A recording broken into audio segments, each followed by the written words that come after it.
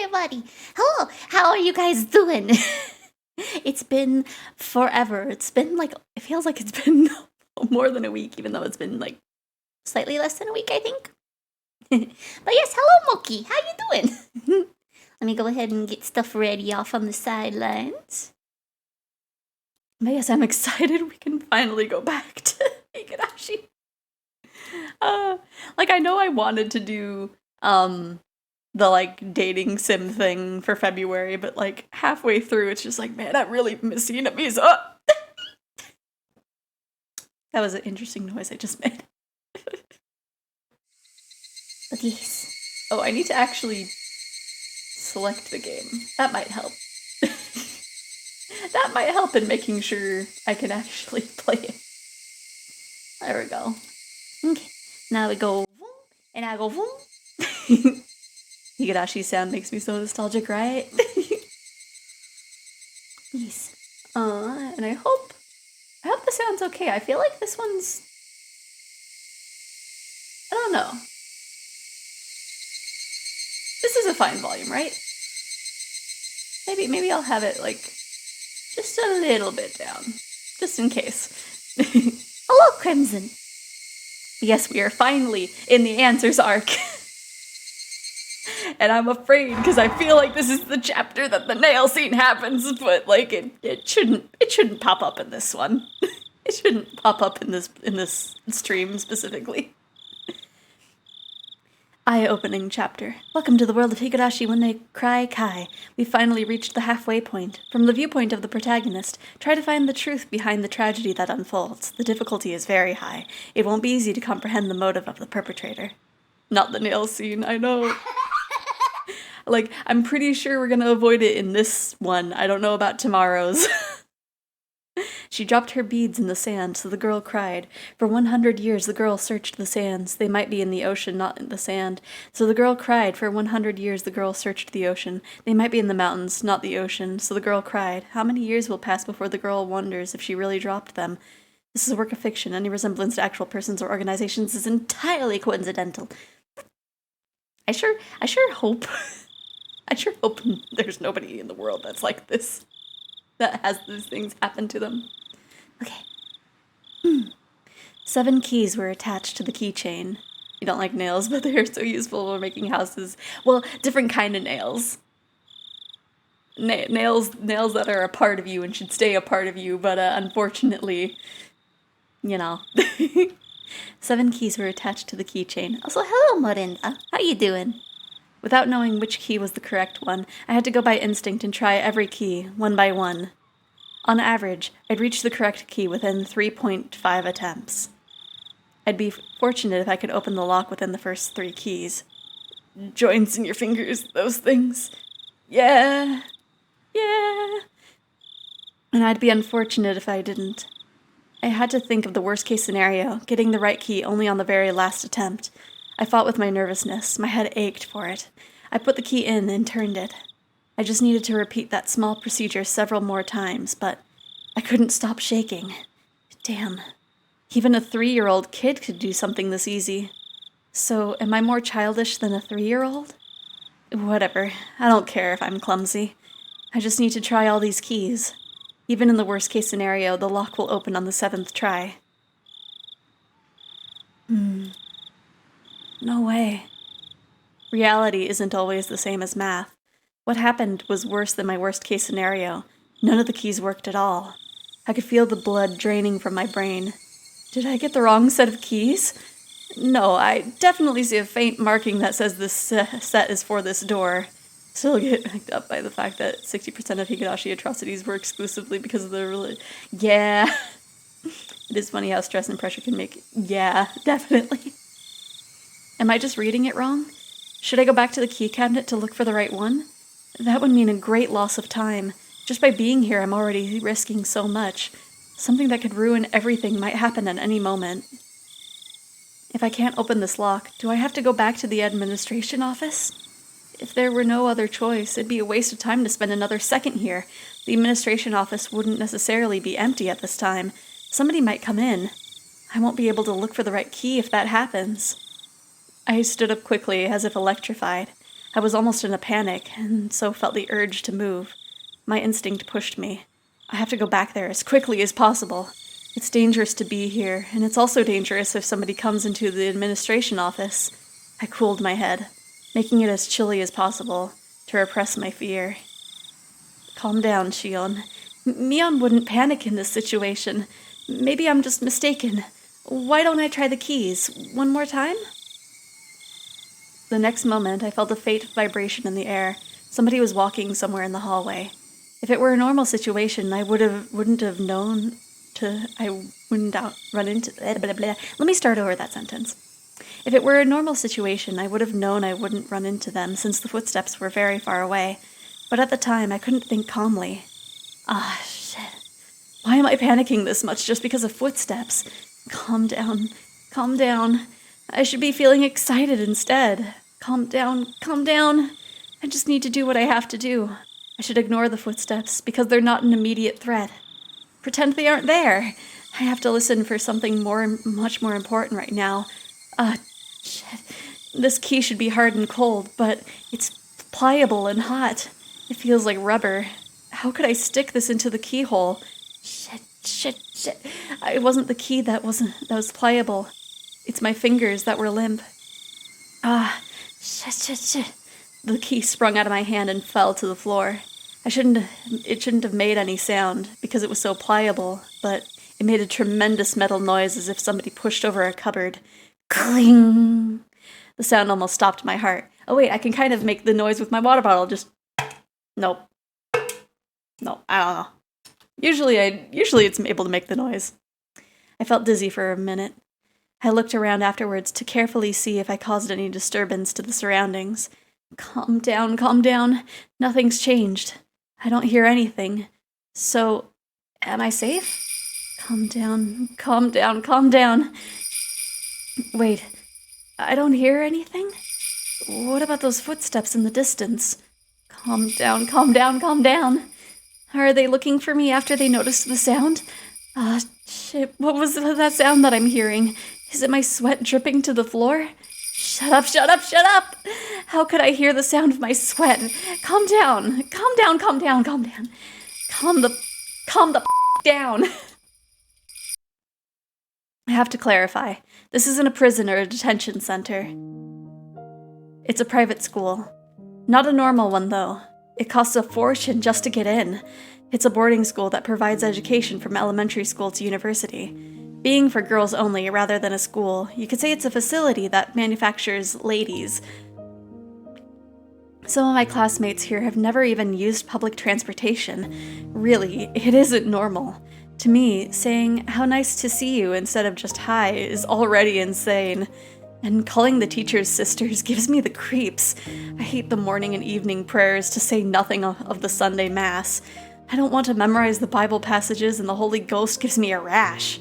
If I stayed in this institution, that's what I call the place, for many years, I'd either go crazy or be brainwashed. Oh, hello, nobody. How you doing? Most of the girls choose to be brainwashed, but I can't do that. After all, I was more impressed by the political schemes and the international trade behind religious propagation than by the love of God which the Bible teaches. Lillian is clearly a far better school to go to. Right? Because of that, I'd been treated as a problematic child from the beginning. I experienced lots of disadvantages as a result. I realized that quickly, so I superficially pretended to be normal. However, I got tired of acting, so I started to reveal my true self from time to time. I became a problematic child once again. People started to treat me differently once again. It's fun to misbehave, but it wouldn't do anything for me in the long run. So why did I act that way? Why, even though I knew it was going to backfire on me later on? After examining my emotions, I realized that I'd completely had it with my surroundings. I was afraid of being brainwashed in this institution. I can't live here. I won't let them brainwash me. 6 months ago, I decided to escape this place. The moment I made up my mind, I started to feel alive again.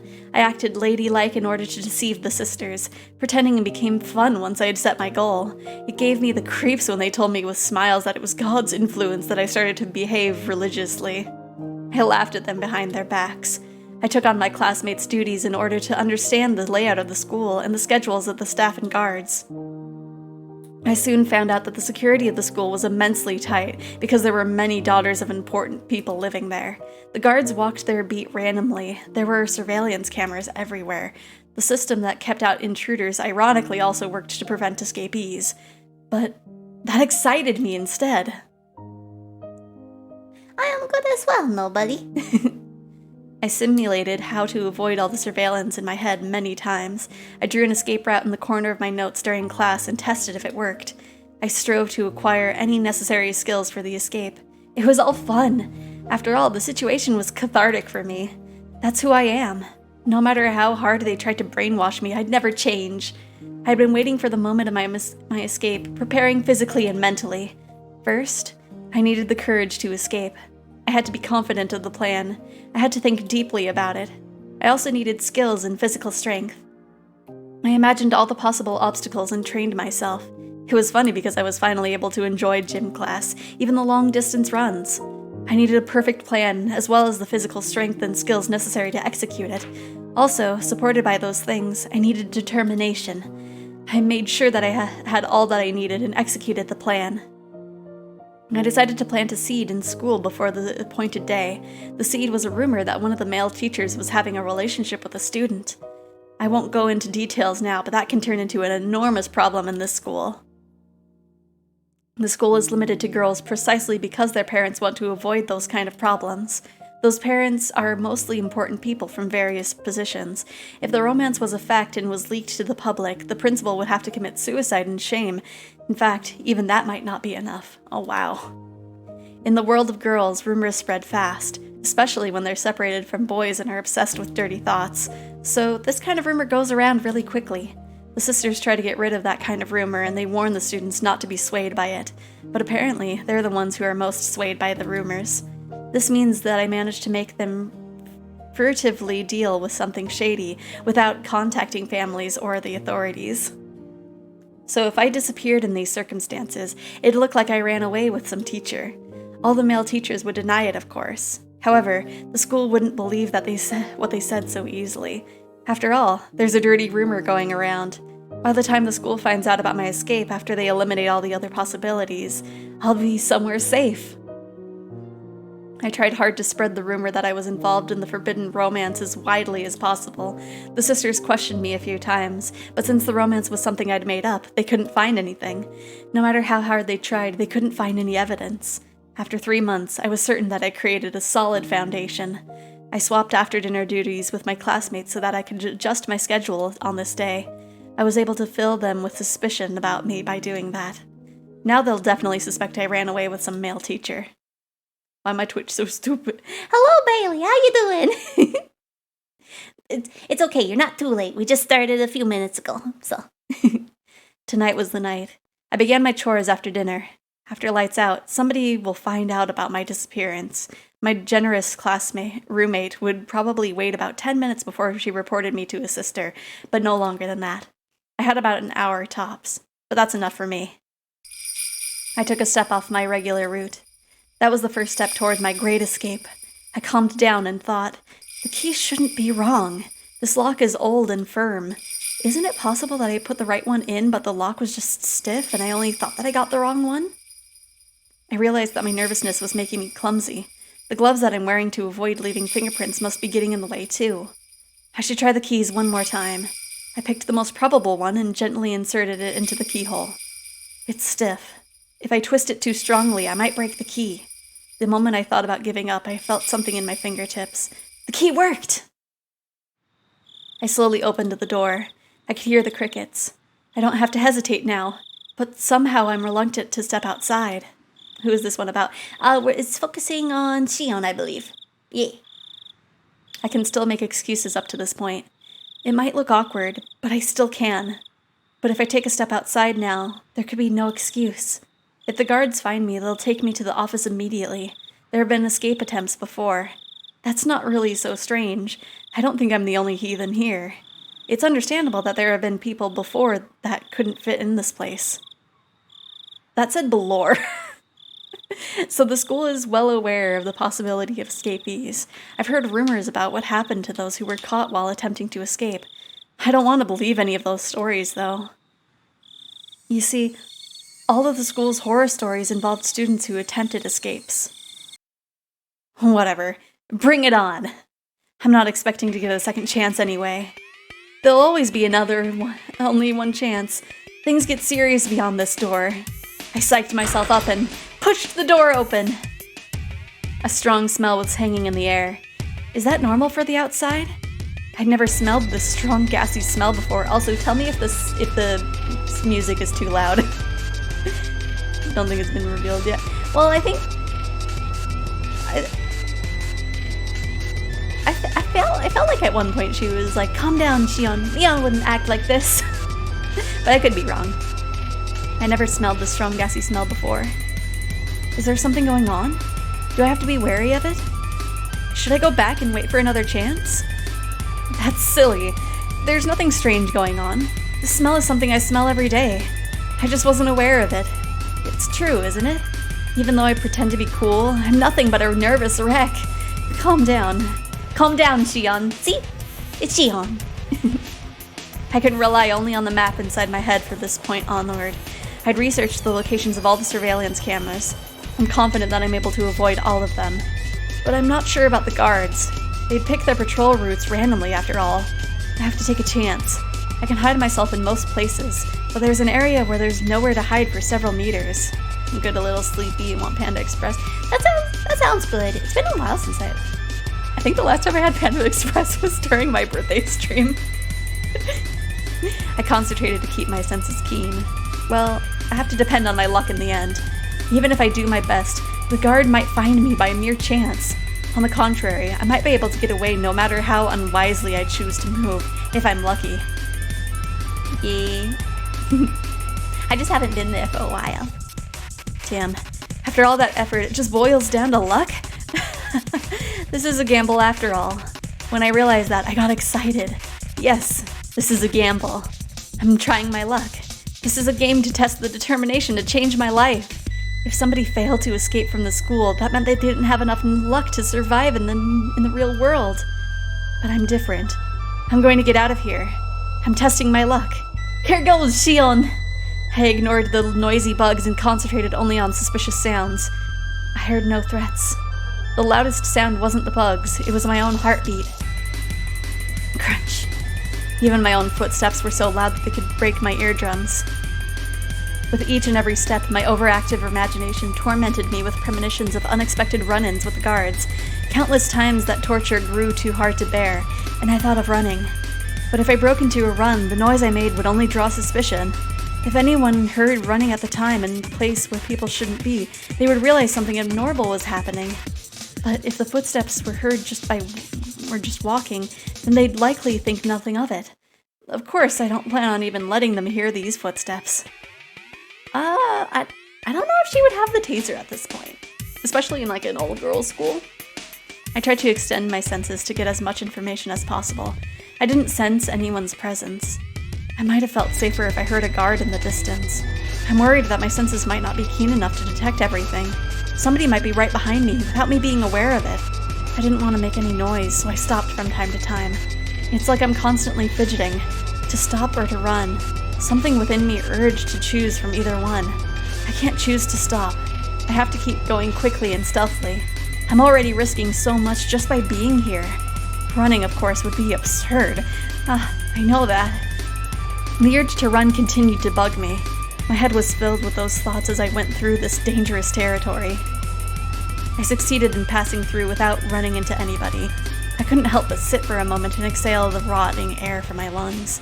My negative thoughts vanished quickly. Just a little more to go. Just a little more! Just through that bush over there is the fence that separates this place from the outside world. Once again, I strongly felt the urge to run. I suppressed that desire and carefully tackled the final step. The beautiful-looking fence didn't seem designed to prevent escapes. While I was worried that somebody might see me climbing up the fence, it fortunately didn't happen. It's even possible that the fence might have a touch sensor. It's too late now. It doesn't mean anything now since I'm already climbing up.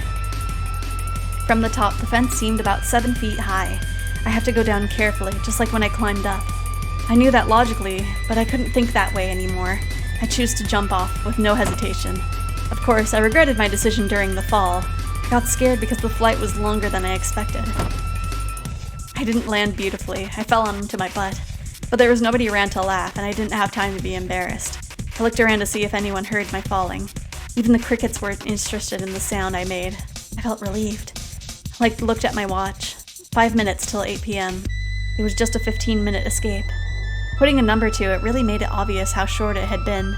Looking back, most of the time I was just asking myself questions and hesitating. I guess I worried too much. But I can't be too relaxed just yet. There's no guarantee that I fooled all the cameras. This place isn't a bank. There won't be a fire alarm going off even if the guards did see me.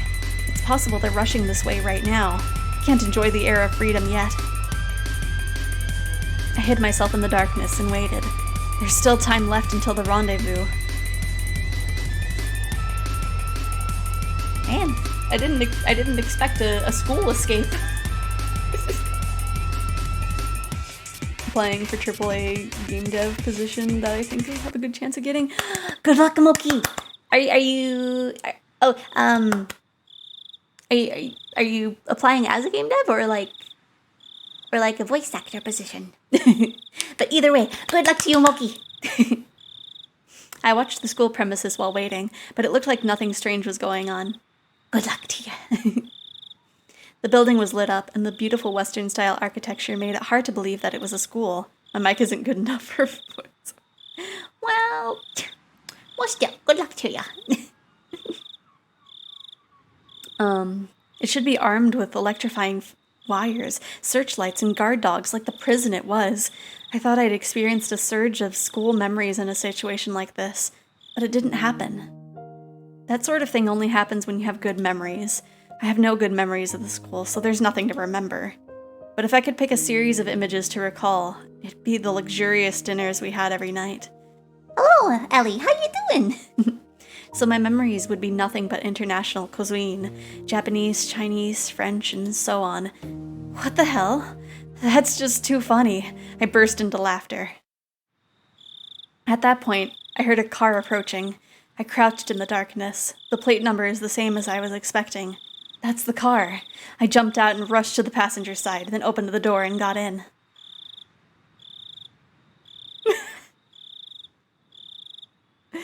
Nice to see you, Shion-san. The driver was a man of early old age. He'd be angry if he heard me say that, though. He thinks he's still middle-aged. He looks at my face and learned that I succeeded. He smiled. Ah, the air feels so fresh. I want to eat a burger for a start.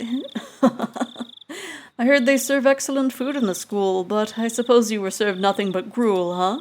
No way, dumbass. I was just kidding. Step on the gas if you have time to laugh at me. As you wish. I'm probably not going to have a good voice for Kasai. Kasai really did laugh out loud after telling me to buckle up. He accelerated. The cathedral-like school disappeared from the mirror in an instant. I wonder how much Frito-Lay PepsiCo paid to have Doritos as a global right? I mean, like, I don't know. Since Twitch is owned by Amazon, by extension Bezos, they'd probably be like, please, take our Doritos. It disappeared so quick that I didn't have time for a surge of dinner memories. Goodbye, my lovely school days. I'm gonna fill my stomach with junk food from now on. I'll forever be free from the table manners you taught me. Serves you right. As we drove, the scenery began to change. Soon we were surrounded by vast fields of crops and few streetlights. It reminded me that this was the countryside of Japan, not Europe. Are you hungry? Would you like me to stop somewhere to eat? That's okay, I already ate. I lied. I'm actually a bit hungry.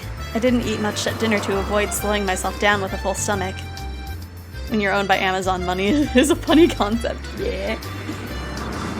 I appreciated Kasai's offer, but I didn't feel like taking the time to eat while we were still on enemy territory. It's late. You'll find only vending machines at highway rest stops. Oh, I've heard there are hamburger and udon vending machines nowadays. Huh? What the hell? Will that dispense a cup and the ingredients like a coffee vending machine? That's gross. I don't think it's like that. It usually comes in a can. Sorry, I can't stand canned food. Still? I thought you might have grown out of it. I haven't because I can't. Shut up. Why are you laughing? Kasai chuckled. He must have been trying to help me relax. He isn't usually so talkative. I'm exhausted. I'm going to get some sleep. How do I recline this? Look for the lever on the lower left part of the seat. Can you find it? Oh, here it is. Here I go. Kasai laughed again. Did I do something funny? No. It's just that the way you talked sounded like Mion-san. Well, obviously. Mion and I are identical twins. We're perfect copies of each other. When I react to something, so will Mion. When Mion reacts to something in a certain situation, I'll react the same way. How's Sis? I believe she's fine. I only see her when I bring your father to the family councils. That's right, she doesn't live in our parents' home anymore. She's living with the hag in Hinamizawa now, isn't she? She moved into the main house around the same time you started going to that school. I responded with an disinterest even though I was the one to ask about her in the first place. The main house is where Oryo, the current leader of the Sonozaki family, lives. That's my grandma, who I call a hag. But when we use the phrase the main house, that usually means more than just a dwelling. What Kasai refers to is the same thing. Did she change? You mean Mion-san? Yeah. I think she has to have changed if she's living so closely with the hag.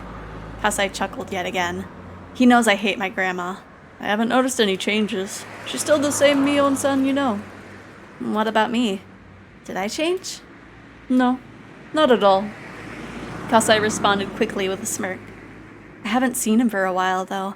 It's not fun if he answers this quickly. I glared at him, and then he burst out laughing. You haven't changed at all. That's admirable, since you have been in such a strict school for so long. Time to be a mafia boss, right?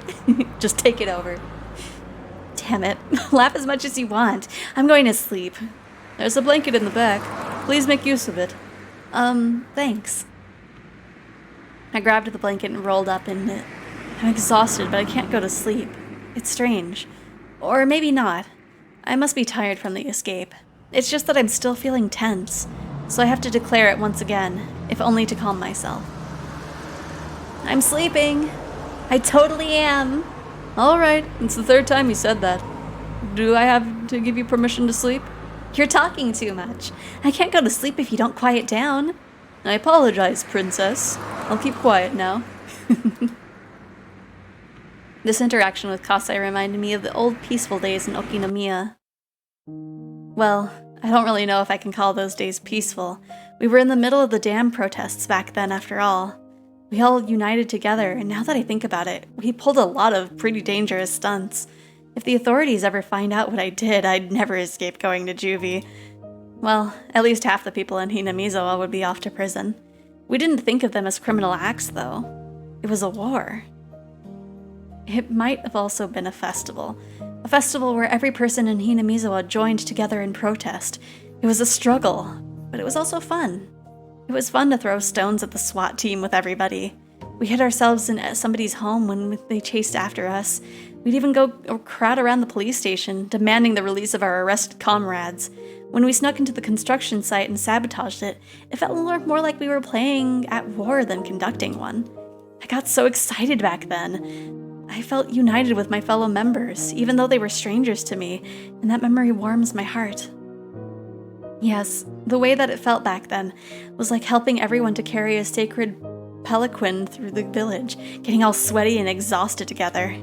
Until we all collapsed face first on the ground and shared our excitement and cheers with unfamiliar faces over tea. I was just a kid back then. I remember accompanying young men who worked for my dad out in the village to do various bad things. I was arrested a few times. It didn't feel any different, though, than when I was called to the teacher's office for forgetting my homework. Right? The days of war. The other villagers were furious about the dam project, but for those of us who were kids at the time, it's a pretty fun memory. All that came to a sudden end a few years ago. It was only the power of the protest that ended the dam construction project. The Sonozaki family and my dad's organization had worked secretly in the shadows. This is top secret information in the Sonozaki family, but it said that they may or may not have kidnapped the Minister of Construction's grandson in order to blackmail him. The grandson was found a few days after the abduction. He was found in the mountains of Yagoichi, something like that. He didn't simply disappear, and he wasn't demoned away. That means some kind of deal was made secretly. A year after that, the dam construction plan was halted indefinitely. The police suspected the villagers' involvement and investigated, but they couldn't find any leads. The villagers never betrayed each other. They'd do anything to protect their fellow man. They fabricated false alibis and fake evidence. It was easy to deceive the police. The car suddenly shook, snapping me out of it. It must have run over a bump or something. I suddenly realized my expression was a very happy one for some reason. I must be looking forward to going home. Shion-san, are you awake? What is it? Would you like me to take you to the house in Okinomiya? Where else would you be taking me? I answered straightforwardly with a frown. Kasai, then, also chose to reply straightforwardly. It was the family head who decided on your enrollment to St. Lucia, and you ran away from there. You do understand the situation you're in. The school the hag chose didn't fit me, that's all. Shion-san. I know. Shut up. As the head of the Sonozaki family, the hag's decisions are absolute. They're nothing like, say, the 3-second rule. Worse, the decision is to confine me to an academy far away from the Sonozaki family was made before I was even born. Oof. Shion was the name they gave me. My sister, Mion, has a character that means demon in her name. That was to signify that she's the successor of demons. In other words, she would be the successor of the Sonozaki family and its demonic bloodline. My name, Shion, has a character that means temple in it. That means that I was destined to take the veil and be confined in a temple.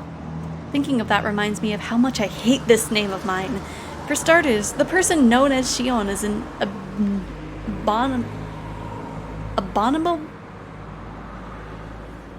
abominable being to the Sonozaki family. I don't know why I had so much trouble with that word. Because it meant the family had 2 heirs. I don't have to cite the countless historical examples to explain. It's easy to imagine how that could prove tiresome for succession. According to our long-held family traditions, one of the twins was to be strangled to death right after birth. Unbelievable, isn't it? And what that means is that I have to be grateful just to be alive and breathing to this day. I heard the hag actually put her hands around my neck right after I was born. I don't know what exchange took place in that moment. Maybe some brave relative of mine managed to get her to stop. Or maybe she was in extremely good mood that day. And don't try to strangle me. We're twins. There are no apparent differences between us. But the first one out of my mom's stomach was named Mion, and the second one drew the short straw and got named Shion. Everyone else was desperate to tell us apart, but we sisters just found that awfully ridiculous. There wasn't any difference between us. No one could tell us apart, even if we only swapped hats. We wondered why all the grown-ups were trying to see the differences. Well, our fun as twins didn't last forever. One day, they created an undeniable, clear distinction between Mion and Shion. Mion went to the main Sonozaki house to live with the hag and to learn how to become the successor, and I was to be confined at St. Lucia's. Lucia. Yeah. I have no objections to Sis's inheritance. I used to be jealous, but now I feel that having to learn about and follow the traditions would just make me tired. I even feel sorry for Mion. So I'm not going to be a threat to the family, even if I'm back in Okinomiya. But the hag doesn't seem to think that way. She thinks of me as some kind of evil omen. That's why she wanted to keep me away from her. That doesn't matter to me. I don't want to see her face either. I don't care if she doesn't allow me to enter Hinamizawa. She can charge me 10,000 yen per step I take here. But I want her to want her to let me live in Okinomiya where I grew up. When I was little, I was in Hinamizawa, but I don't remember too much. And I'm not very attached to it. I do have good memories of my elementary school days in Okinomiya. The town isn't very sophisticated, but I kind of like it there. If you go back to Okinomiya, somebody from the family will notice you, and then they'll report you to the main house. Are you worried the hag will hear about me? That might be a problem. I hope you understand the situation. What, Kasai? Are you telling me to go back to that awful place? No, I'm not. What I'm trying to say is, you want to know whether I'm prepared or not. I just hope you understand what might happen. Well, I know what you mean. You'll be held responsible for helping me escape if things go bad, right? You should caress your pinky finger while you can, Kasai, before they take it away from you. You should look forward to being rolled up in a futon mat and thrown into the Onigafuchi swamp in that case. Maybe they'll send you to the torture room in the garden. I heard there's a big torture room in the main Sonozaki house. I've never seen it, though. I heard they used to torture and kill enemies of the village in there. It's just awful, really. I hope I don't end up as a victim in that place. Haha. Okay. Everything's going to be alright. You really resemble your mother. In the way you take chances, I mean. That's normal. She's my mom. My dad and my mom will be furious if they find out about my escape. I'm more afraid of them than the hag. I don't want to go into details, but my dad is part of the Yakuza. He's in charge of the organization which covers the Shishibone area. He's in a very important position. So is Kasai here. He's an old friend of the dad, who really trusts him. I don't know if this is true, but I heard Kasai used to be very aggressive, though he's gentle now. I also heard he has tons of scars. He was in charge of a few large areas, but after he was injured badly in a fight, he retired. Now he's my dad's consultant, aka a drinking buddy. He was my caretaker in my childhood, and now I feel like he's my butler. At first, I thought my dad asked him to supervise me, so I hated him. But in time, I started to feel like he was on my side. This is just a hunch. But I think Kasai used to be in love with my mom. My dad, mom, and Kasai were in a love triangle. Though my dad took the lead in the end. Kasai couldn't leave my mom entirely, so he stayed around as my dad's friend. I can tell that from the way he acts. He's seeing my mom in me. That's why he says I look like my mom every now and then. He kind of gave me the creeps at first, but he isn't a bad guy at all. He's actually pretty funny. I only found that out after I got used to him. So when I thought about escaping, I naturally turned to him. I contacted him in an early stage of my plan and arranged to meet him today. You could call him a conspirator. And it's not surprising he's worried about my return to Okinomiya. Considering the rules and traditions, cutting off his pinky finger isn't too far from reality. I might be rolled up in a futon mat and thrown to the swamp for real, too. Even so, there's only one place for me to return. I'm going to Okinomiya and nowhere else.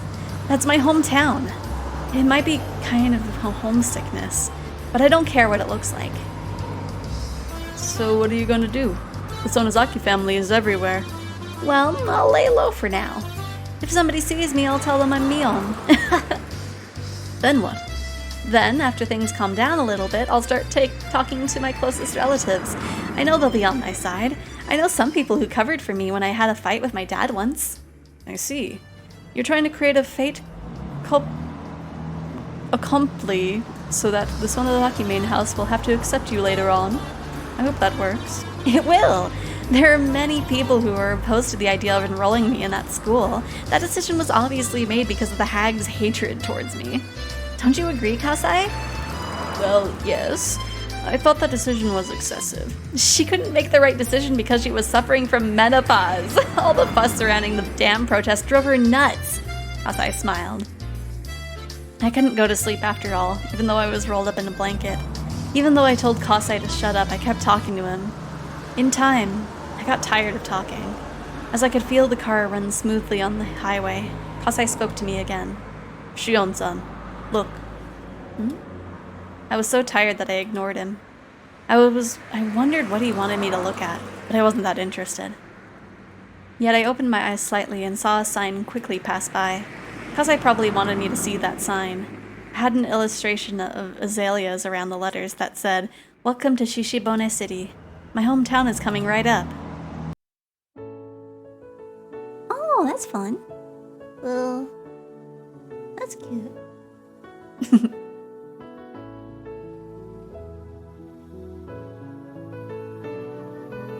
Shion Sonozaki.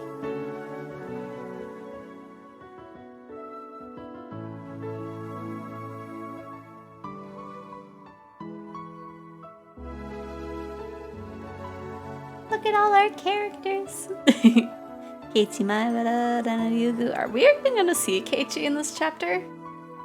I feel like we're not. Like, we're gonna see Satoshi.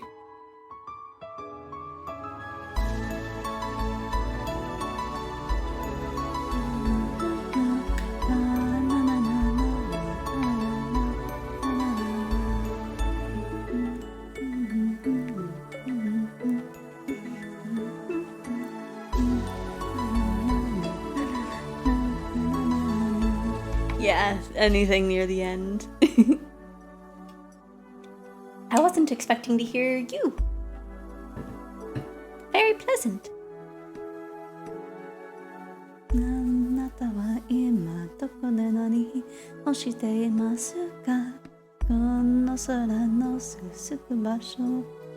Okay, so I've decided that we are actually going to look at the tips as they appear.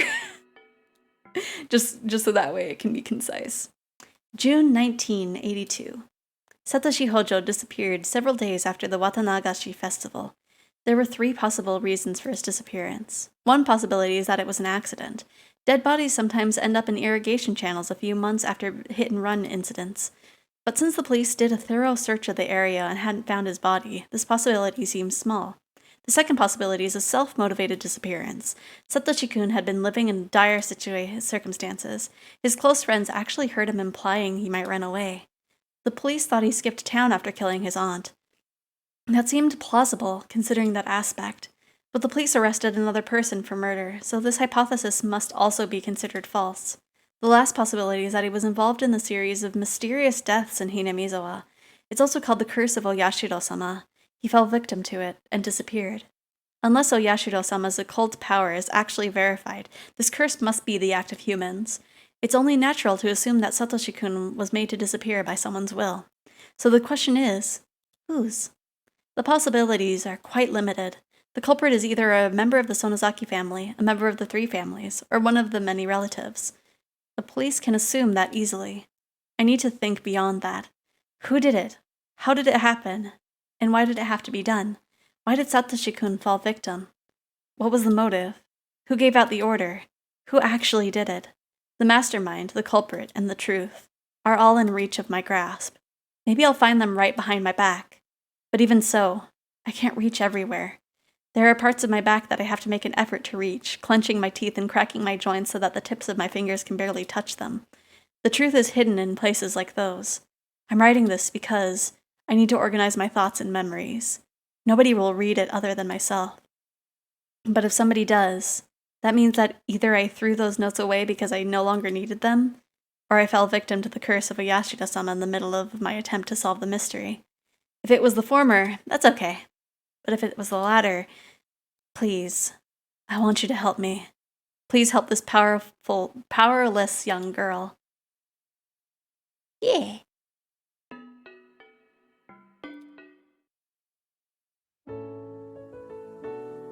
So now we get to save and go on to the next little section.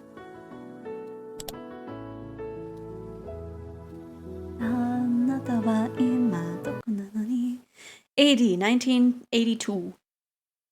Electric Boogaloo. I did save.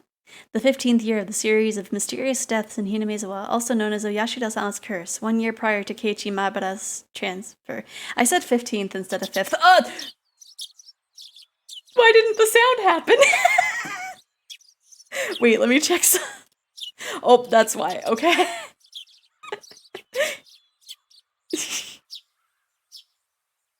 You see, I forgot to open something. There we go. Yes, a silent but deadly scan. Okay. Okay, now it'll make a noise the next time the scan happens. I didn't hear a wake-up chime. I'm not in school anymore. My brain is half asleep, but I'm aware of that. Waking up at the same time as the chime would go off at school doesn't feel good. I couldn't go back to sleep after this. Still, I'm not going to live a torturous school life anymore. Oh, well, now it's the opposite. Because the scan itself was on cooldown, but the sound was not. Oops. Still, I'm not going to live in a torturous school life anymore. I can make today either happy or boring. It's up to me. Yay, that's really positive. I feel like I'm alive for the first time in a while. I didn't have any other clothes, so I was still wearing the school track uniform. It's supposed to have been designed by some famous Italian person, but it just looks plain to me. It really doesn't feel great to still be in clothes from that school. I want to enjoy my freedom as soon as possible. I especially don't want to walk around outside wearing it. I should have Kasai bring me some new clothes later. And I should think of redecorating this room. After all, this is going to be my castle from now on. This is a room in a gorgeous apartment building in the suburbs of Okinomiya. The property is one of a realtor in my dad's conglomerate obtained after foreclosure due to some sort of dispute. Most of the residents moved out during that, so while there are plenty of rooms, it's a lonely complex that feels devoid of people. Plus, with the exception of the manager and the scant one or two others, all the residents are shady-looking people connected to my dad. It probably won't be much longer before the virtuous residents are driven out. The apartment I'm living in used to be the room that they'd use for viewings, so it looks like a room in a business hotel. It's fully furnished, but lacking in daily necessities. I'll buy those things over time, though. It's better that way anyway. It'll make it feel more like my own room. I nodded to myself. It might have looked stupid, but it helped psych me up. At the school, there was a TV only in the common room, and we weren't allowed to watch any cable channels. I zapped through all those channels as a form of emancipation. It was early in the morning, so nothing interesting was on, but I enjoyed it anyway. Commercials are fun to watch. Kasai dropped by with lunch right when I started to feel hungry. Good morning, Shion-san. Did you sleep well last night? Sleeping on the couch is a bit too uncomfortable. As a Japanese person, I want to sleep in a futon on the floor. This pickled radish is good. That's good to hear. Please let me know what you need later on. I'll try to get as much as I can. Thanks. Oh, but you don't need to worry so much about me. I chose this life for myself anyway, and your wallet wouldn't last if I started extorting you, right? I have to be serious about my plan. I can't let myself take advantage of Kasai's wallet forever. I think I'm going to start a part-time job. I have to earn my own living. This is the life I chose, so I naturally have to take care of it myself. That's reassuring to hear. But are you sure? If you go outside, eventually someone in the family will discover you. I gave that a little thought, which is why I'll need Mion's help. Kasai, would you mind calling the main house for me? When Mion answers, pass me the receiver. Oh well, whatever you say. What could be your plan? Kasai dialed the number. It's funny to me that we're calling the main house, even though it's the place that I most want to avoid at the moment. Hello? Good morning. Is this Mion-san? It's been a while. This is Kasai. Yes. Good morning. Could you hold on for a moment? I'm letting someone else on the phone. I take the handset. Hello? Can you tell who this is? That voice! But that can't be true. Shion's still supposed to be confined at St. Lucia's. You can't be her. Yeah, they forbid outside calls at the academy, but you're talking to me right now. Even my dim-witted older sister should understand what that means. Did you sneak out of the school? How? That's not important. I really missed you, sis. Shion. That was as far as I could take it, and Mion had hit her limit too.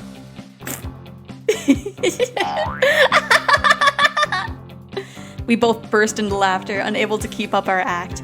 It's been a while since we laughed out loud with each other like this. It's been forever, Shion. Seriously, what's happened with you? There's not much else to it. I haven't lied or anything. Wait, then you really ran away? Oh, great job. The security wasn't tight enough to keep me locked in there. Maybe the school should be grateful you escaped quietly. If you were serious, it'd be easy for you to blow up the whole building to make your escape. Well, I couldn't have done that, but I might have set it on fire. Kasai smiled at us in amazement, his face a blend of amusement and exasperation. Is it okay to talk to you now? It's alright. Granny is out for a lesson. She's coming home later in the evening. That's good. We should get together and talk soon. Just over the phone for today, though. Okay. Did anyone report my escape to our grandmother? Nope. We've heard nothing. I pass along all the calls and guests for the main family now, so no news reaches Granny without going through me. Yeah, they're twins, but Shion was born second. Like, she came out second. That's why there's this whole, inheritance thing. Because Mion was born first, so she gets the demon kanji in her name. It's this whole big thing. Yeah, I'm sure she doesn't know. Wow, that's awesome. You really sound like the next leader of the Sonozaki family. You know I don't like that. You should have taken my place. You're the one with the demon, aren't you? Well, keep giving it your all. I'll be rooting for you from the shadows. Anyway, that's not important now. Yeah. You sound so indifferent. Well, that's okay, I guess. If you hear anything about me, give Kasai a call, okay? I'd like to give you my number here, but I'll keep it a secret for the time being. Sorry. Alright. If Granny hears you fled the school, there'll be all kinds of trouble. I'll be on the lookout for now. And I'll let Kasai-san know if something happens. Thanks! I also have a favor to ask. I figured you would. Oh, money's out of the question, okay? I never thought I could pester you for money. I just want to ask you for a little help with my part-time job. I see. So that's it then. What exactly do you need? We can communicate fast in a situation like this. We don't have to get into details because we know what's on each other's minds. Uncle Yoshiro is on my side, isn't he? I'm going to try and see if I can get a part-time job at one of the businesses he owns. Then I'll call you when I know my shift. So I just have to disappear when you're working, right? That's a little taxing. What are you saying, sis? Are you turning down your only sister's request? Seriously? Alright, I'll do it. I wouldn't want to see how you retaliate if he turned you down. Thanks! I'll buy you a cake from Shlaki Berta's. I'll throw in tons of pretty tarts, too. Shion, Shlaki Berta closed last fall. Huh? Oh, is that so? Yeah, the owner had a stroke. He reopened the store once, but he got sick again, so we had to shut it down. I see. That's a shame. I won't be able to eat their Mont Blanc cakes to my heart's content anymore. I was disappointed that my favorite cake shop had closed down, but more so that this town had changed without my knowing while I was gone. It was kind of regrettable. Are there any other changes I don't know about? Yeah, there are some. I'll tell you when we meet up next time. Thanks. I'll tell you about my school life. Let's set a date. I'll call you. Alright. I'll see you then. Mion? What is it? How are you? I'm fine. I'm glad to hear that. I'm hanging up now. Okay, see you. It's really been a while since I last talked to her. I put down the phone and heaved a sigh as Kasai brought in some tea. So, how did it go? Do you remember Uncle Yashiro, who was in favor of me staying? I'll talk to him about my escape, and ask if he can hire me to work at one of his stores. Are you sure? Some other relative might find out. That's why I asked Sis a favor. I'll contact her when my shift is set, and then she'll disappear while I'm working. Do you get the picture? Kasai looked puzzled. It's not really that difficult to grasp. It's simple. If somebody finds me at work, I'll tell them that I'm Mion. Do you get it now? Normal people wouldn't buy this kind of plan, but Kasai knows too well how easy it is for my sis and me to trade places. That's audacious, or screwed, I could say. I'm impressed. Is that a compliment, Kasai? Kasai looked amazed. If things go south, it'll affect him too. Considering the rules of my dad's profession, he won't be able to get away with just a mere apology. That's why he doesn't want me to do anything too risky. I think I have to make it up to him, since he helped me escape even knowing that risk. And now we're going to Angel Mort. Alright, no problem. If I find somebody talking bad about you, I'll beat them up. Thank you so much. I knew I could rely on you, Uncle Yashiro. Uncle Yashiro pounded his chest with his fist after offering me his assistance. He seemed glad that I turned to him first. I'd be happy to help, since I'm so impressed that you're trying to support yourself. If you were here for money, I'd turn you down and I'd turn you into your grandmother right away. What? You're scaring me, Uncle. I knew he was reliable. He understood my situation straight away and promised to help. Manager, here's the shift chart. I'll put it here. One of the store clerks brought out a work schedule. There are many things I'm unfamiliar with written on it. So, how much can you work? That depends on our respective schedules. I hope I can get in when I want to. Hey, that sounds a little irresponsible. But I know you're in a difficult situation. I'm depending on Mion for my work. Our schedules have to match. Of course, Uncle Yashiro understood that. But I also knew he couldn't afford a selfish part-timer who only works when she wants to. In the end, he decided to hire me as an office helper, not an official worker. As a temp, I wouldn't have a work schedule. My uncle also decided to pay me out of his own pocket. It's fine as long as I can make enough to support myself. Sure. I expect to get what I'm paying for, okay? And don't call me uncle in the office either. Alright, manager. Thanks for hiring me. Good, you get it. Once all the business talk was over, my uncle hounded me with all kinds of questions. He asked me things like, what was it like in a prestigious girls' boarding school? And so on. Apparently, there are all kinds of rumors going around about St. Lucia's Academy I was confined to, and everyone was curious about it. I added a few embellishments of my own as I explained how unordinary life at the school was. My uncle looked extremely delighted to hear all the little details about life in a secret garden for girls. Horny bastard. Once my uncle was satisfied, it was my turn to ask all kinds of questions. I wanted to know if anything peculiar had happened while I was gone. I won't be able to act like Neon unless I can fill in the gap of information left in the past 2 years. There haven't been many big changes. It's been quiet since the end of the dam conflict. I went to the academy only a bit after they froze the project. There was still a bit of tension then. Even after they shut down the construction, things were still tense because the project wasn't entirely cancelled. But the Onikafuchi Guardians banded about a year later. There was a big ceremony held at the shrine. That's when the dam conflict officially ended. That's right after I was imprisoned. Is everybody slacking now that the conflict is over? I guess you all had fun playing at war back during the dam protests, didn't you? I am forgetting how to read. Try to imagine how much suffering the adults went through every time they had to come pick up their kids from the police station. Well, I can't deny that. It was like a festival for us.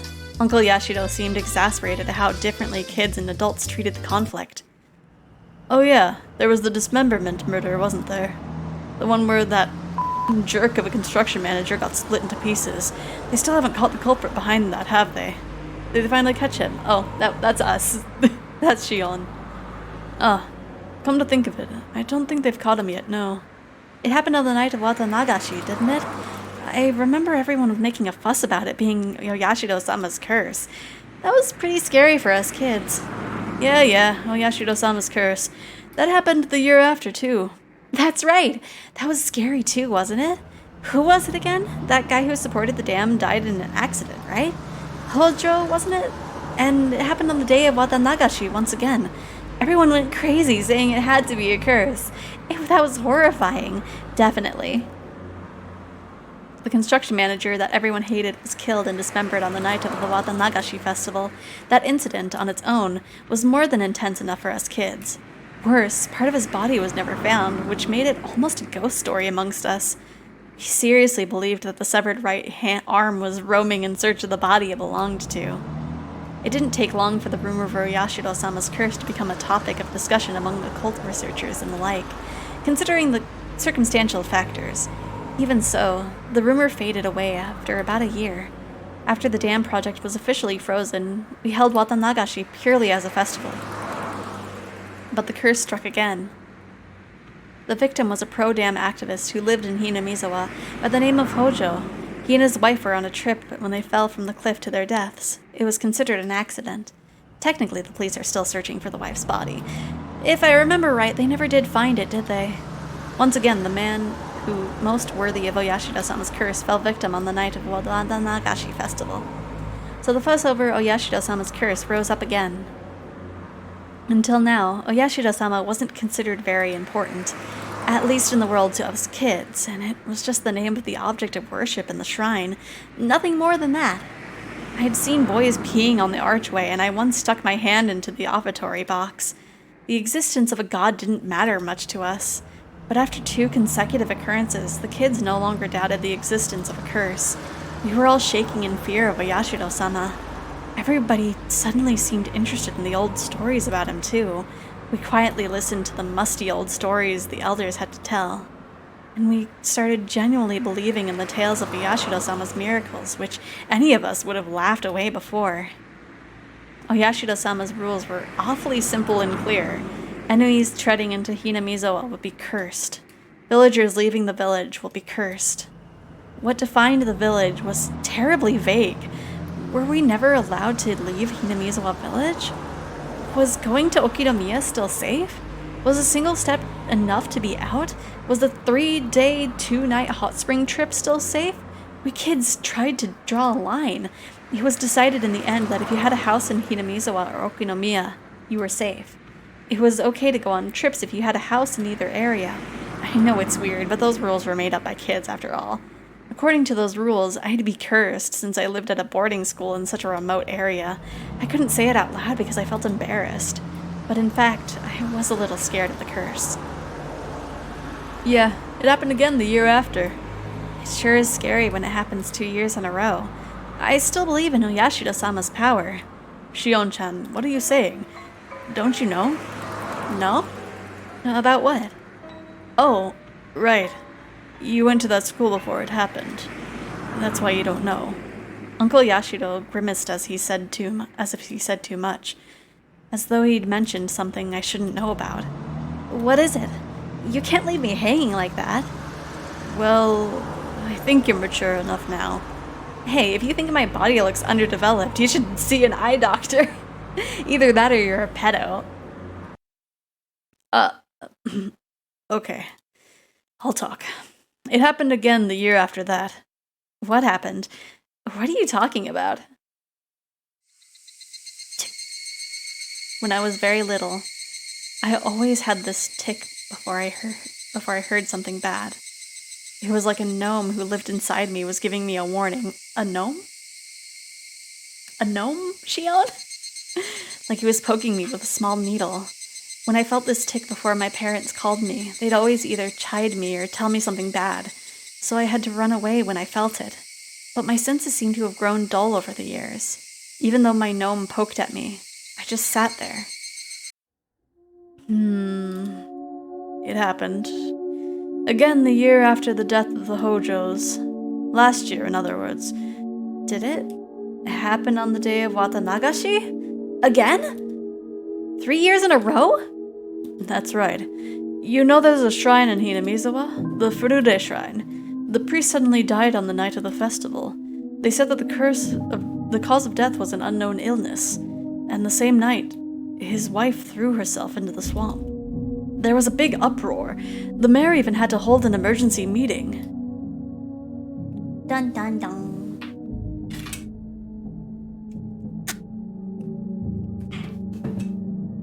Just little hydrations in the middle of the scenes. As time skips because we already know this information. Ow. I stretched and that hurt my elbow. Okay, anyway. I don't think the bit about the illness is true, but his death was very sudden. The priest was busy preparing for the festival, and he'd gotten sick around that time, so I guess he died of a heart attack or something? But it's just crazy that somebody died on the day of Watanagashi again. It's the 3rd time in a row. It's unbelievable that so many people have died on the same exact day. The coroner didn't find anything unusual about the cause of death, so nobody suspected that anything was wrong. Right, yeah, I just overstretched my arm and it just bent weird. But you're right that the whole situation is abnormal. Only the people who were likely to be cursed died on the day of the festival.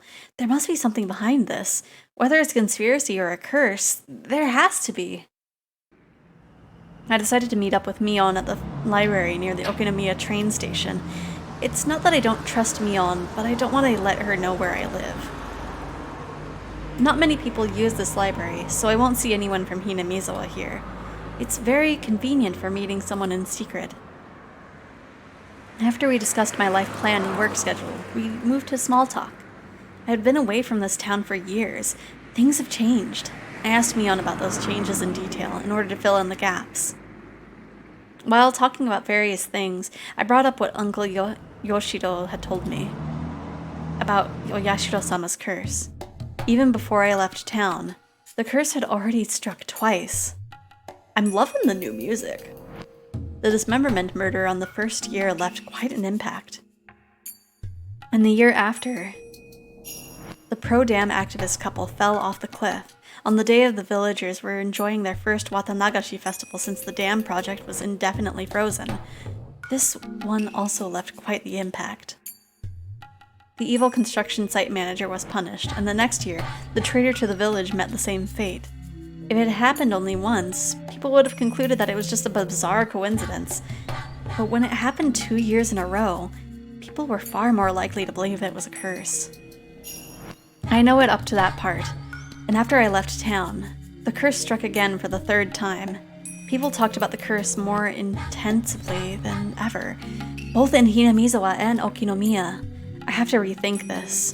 Oyashiro-sama's curse has drastically gained credibility while I was away.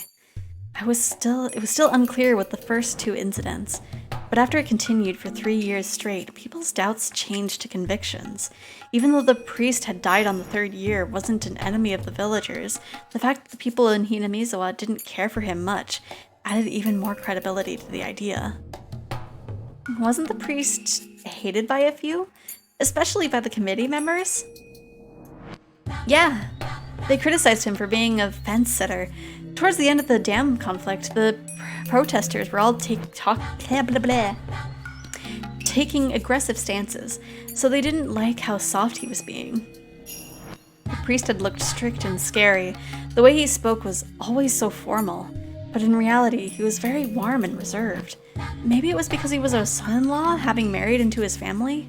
I'm sure the priest and his personality were the perfect fit for managing the shrine that was used for summer festivals and village meetings.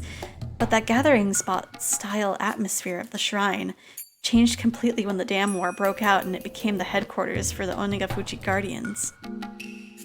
Prior to the dam protests, hardly anyone worshipped Oyashiro-sama. Of course, the devout elders paid worship to him, but the average person treated our god like how you'd treat fortune-telling.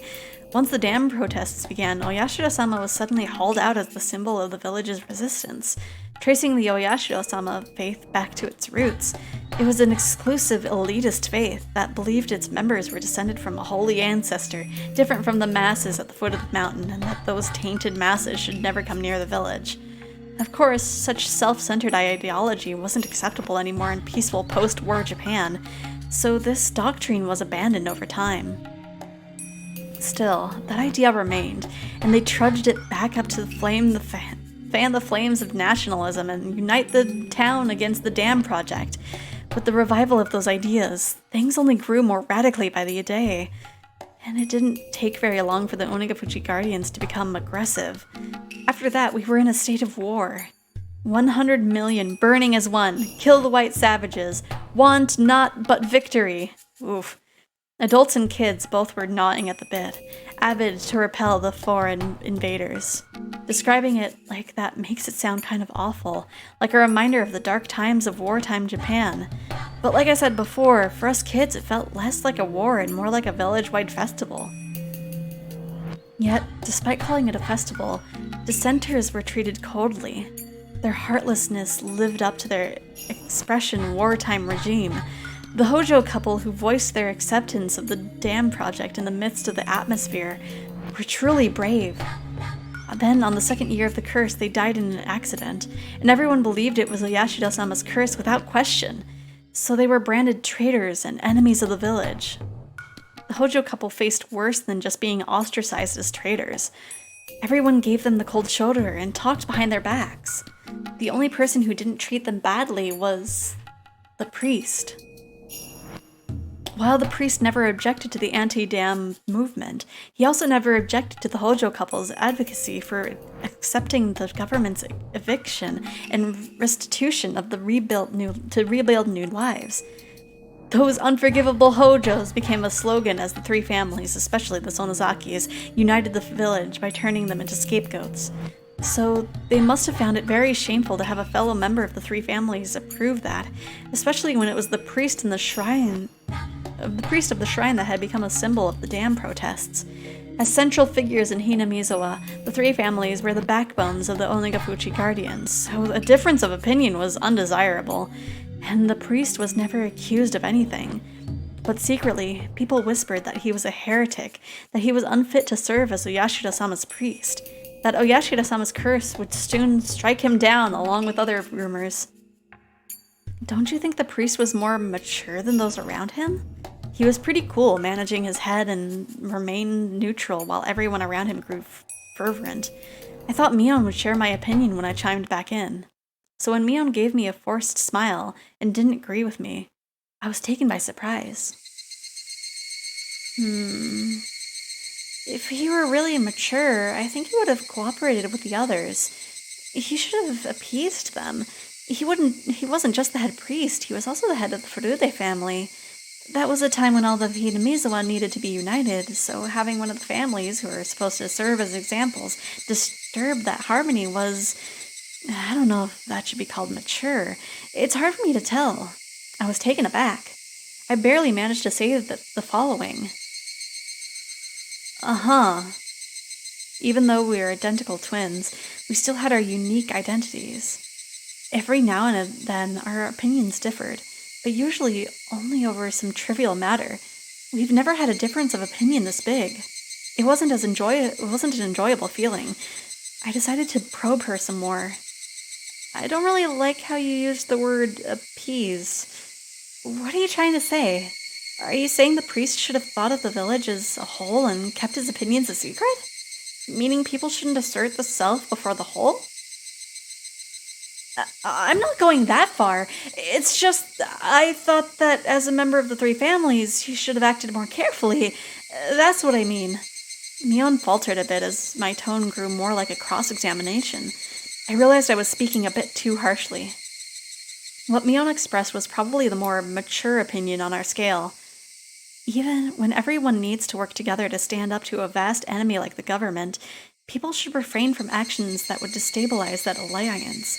Writing it out and reading it now, I can understand that, but I wasn't mature enough to agree to such a totalitarian idea. Or maybe it wasn't me at all. It was Mion who made that mature judgment. We've been separated for over a year. I've been away from the town. In the meantime, Mion has been training to take over the headship of the Sonozaki family. She'd been treated as such even before I was confined to that institution. She sat next to the hag in ceremonies and meetings. She took her place when the hag was absent. That was just it. We were never that different. Mion had become some very like his successor since I'd been gone. Uh-huh. You sound like a grown-up now. She seemed to get what I was implying. Okay, have fun, Monkey. You go beat someone up? Oh, good luck in your beating someone up. Hope you win. Am I thinking like Granny now? That's good. You're the successor. You shouldn't think like the rest. You've definitely learned the art of ruling. I never learned anything like that. I'm just trying to act like her. You can do it easily, too. I don't want to. It's your role. Well, don't try too hard or you'll tire yourself out. I didn't mean to be cold, but Mion seemed to take it that way. She smiled as if trying to pacify me. I smiled gently back at her. Mion. What is it? Our separation has always been tough. Our names, the places where we live, and our bodies. Mion looked down with a serious face, but then looked right back up. Maybe you think I'm jealous of that, but I'm not. We used to have some disagreements, but they were always small and forgettable. You don't have to feel sorry for anything. Up until birth, we were perfectly equal. Right after birth, we were separated by the grown-ups' priorities. I used to get mad about it when I was little. There's no denying that. But we don't have to start a disagreement over it. Mion seemed to understand what I'm trying to say. We each have our own characteristics, even though we're identical twins. Only we know the differences. We're also dependent on each other because of them. Mion seems more dependent. She always worries about me. If somebody gave her a cookie, she'd divide it into two and give one half to me. If somebody gave her candy, she'd wait until I said it was okay to eat it. On the contrary, I'm cold. I don't care about others, and if I'm satisfied, I'd put the candy in my mouth right away. I have to emphasize that I don't hate her, and I'm well aware that she loves me. We both know that. Mion must have been hesitating to put the candy of the successor in her mouth and was waiting to see if I was okay with that. Do your best, Mion. I'll do my best as Shion, too. I tapped her forehead with my fist lightly. Mion put her forehead against my fist as if trying to feel the warmth. She's Mion, and I'm Shion. She's the successor of the Sonozaki family, and I'm just a vagabond. This isn't a distinction, but rather our individuality. We shouldn't worry too much about the other anymore. We should feel relaxed, living as who we are and with our own characteristics. I didn't have to say any of that out loud. We can communicate by touch, just like this. Okay. Thanks, Shion. No worries, Mion. Let's talk to each other whenever we want to, like we've always been. That'll never change, okay? Okay. Mion kept nodding with her forehead against my fist.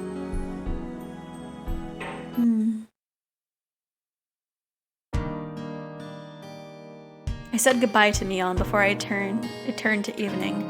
We had talked about the things that happened during my time away, and I enjoyed having that chat between sisters very much.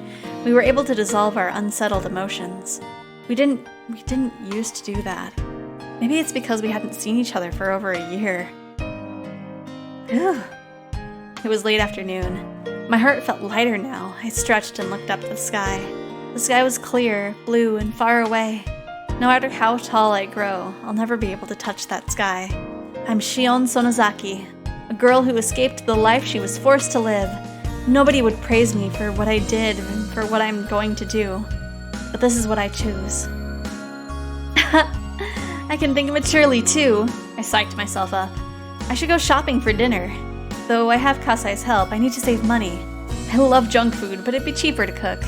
Ironically, the culinary classes from that evil school come in handy. Why not go to the shopping district in Kami-Ikishi? Rishiki? If I'm going there, then I need to take the other street. The cool breeze in the late afternoon felt nice on my skin. Ding dong. Kasai came to the door while I was putting stuff I bought into the fridge. Wait a sec. I'm coming. Did you go grocery shopping? You must be tired. I don't get tired from grocery shopping. Oh, do you want dinner? I bought enough for you too. Is that alright? If you say so, I'd be happy to. Kasai looked curious about what I would cook. You don't look like you believe in my cooking skills. You'll pay for that later. Are you putting these in the refrigerator? I'll do it. Oh, thanks. Is this amount of rice enough for two? Here I go. Kasai skillfully packed food in the fridge while glancing at each item in turn. He noticed something. Shion-san, do you still hate canned food? I hadn't bought any. That was, of course, on purpose. It must be hard to avoid it. I know it's illogical. Maybe I could eat it if someone forced me to. No, on second thought, I definitely couldn't. I feel really sorry. I know I was out of line then. Please forget about that story. Ah, shut up. Men shouldn't hang around in the kitchen. Go watch TV or something. Kasai chuckled and laughed. I know this sounds stupid, but I hate canned food. If somebody told me there was canned food in a meal I just ate, I'd throw up. It started with a silly thing. Kasai told me a horror story when I was little. You know, one of those urban legends about meat made from an unknown source? Like those rumors about how there's worm meat mixed into burger patties or dog meat in beef bowls. Kasai had fun telling me one of these stories because of how scared I got. He had fun, but I obviously didn't. I even started to cry in the canned food section of the supermarket. That's how much I hated it. I don't freak out like that anymore, but I still don't like canned food. Since I don't like it, I don't force myself, and I now live my life naturally avoiding canned food. One of the big differences between us twins is that Mion doesn't have this issue. Kasai feels responsible for this, but he can't rid me of that fear. Still, a flaw like this is actually a good thing, otherwise I'd be too perfect. Kasai, set the table, would you? It smells good. Thank you for doing this. If this isn't enough food, you can go to a beef bowl place later or something. And don't turn off the TV. I hate having dinner in silence. Thank you for the meal. So, what is it, Kasai? You came here for something, didn't you? I handed him a cup of tea. I could wait until dinner was over, but I wanted to get to the point quick. I thought I should wait until we finished, but... Would you mind if I talked while eating? It's been bugging me since you got here. It'd be much easier for me to eat if you started talking now. We received a phone call from the school today. Today? That's late. Sounds like they didn't want to make it public. So, what happened? Akane-san took the call. She said she was going to tell your father when the time is right. Akane-san is my mom. That's what Kasai calls her, and as he's known her since before her marriage. So? What did he say? I was lucky he answered the phone, or she answered the phone, since she's relatively on my side. Other than calling you a brat, she didn't seem surprised by this outcome. I see. So she hasn't told Dad yet? She's probably waiting for the right moment. I think she's going to in a couple of days. Dad is on the hag's side, so he'll definitely talk to her if he hears about it. Then she'll have her men bring me to her, and depending on my explanation, make me offer a finger or two. Scary. I wish you could laugh it off, but please remember you're not the only one who... Ouch! You're eating too fast. I cooked too much rice and miso soup, so you'll have to have another round. At least 3 helpings, alright? That's quite a lot of soup. A few days later, Mion told me that the hag had heard about my escape. So, how did she take it? She was furious. She said that if you were in Okinomiya, she'd get you right away. Scary. And? Is Dad doing anything? They'll hold a family council soon to see if any of the family members are hiding you. It doesn't look like she'll have the greenhorn search for you all over town, though. Holding a family council means that things will remain in the hag's hands alone. She won't search for the town for me. It's like she's unofficially approving my presence. Of course, I'll get caught immediately if they find me in a large public place. Seems like Mom did a lot to help me. I can tell that she's being supportive. It's a long story, but my mom is sort of an outlaw, even though she's of the Sonozaki family bloodline. A long time ago, she had a huge fight with the hag because she hated the family rules and traditions. She was even excommunicated. My mom was supposed to be the successor, but she was deprived of the title and Sis took her place instead. While she's quiet now, Mom's still an outlaw. She's always been on my side because I also hate rules and traditions. Dad was flaring up at first, but Mom pacified him. Can't fight against her after all. Okay, thanks. Let me know if something comes up. If things get really bad, I'm ready to leave town. I can't let Kasai, Uncle Yashido, or Mom lose face. Sis, I know what you're thinking. You're asking yourself why only I have to go through this, even though we're twins, aren't you? Mion was silent. That meant yes. It wasn't fair that only you have to live like this. It's absolutely not. Thanks. I appreciate your feelings. Tell me when you want to go out. I'll arrange my plans so that I can trade places with you. She sounded apologetic. I shouldn't go quiet or agree with her. She sticks to things a little too much. Once she goes down, she'll stay there for a while. So, I told her simply, thanks. That's really nice of you. Okay, I'm hanging up now. Talk to you later.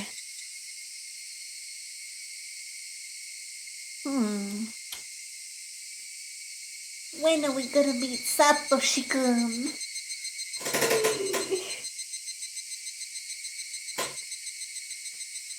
A smudged diary.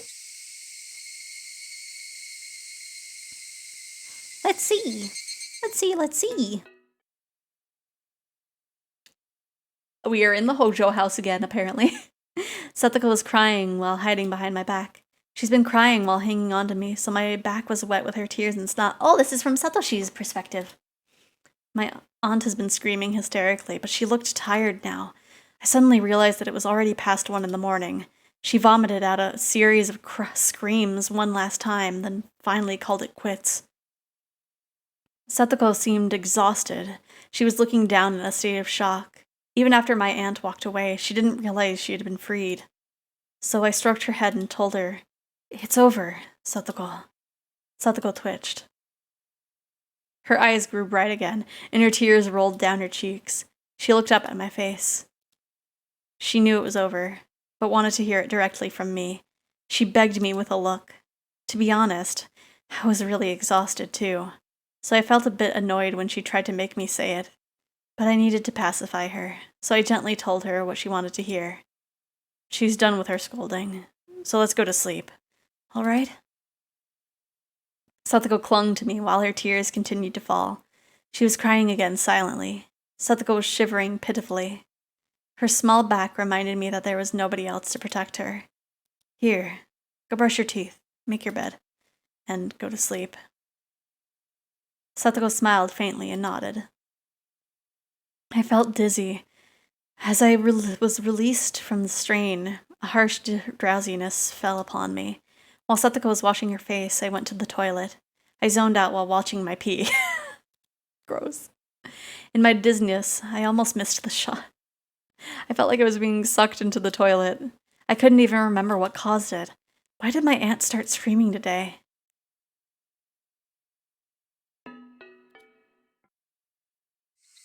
Just getting sucked into the toilet, no big deal. Okay. Now to continue.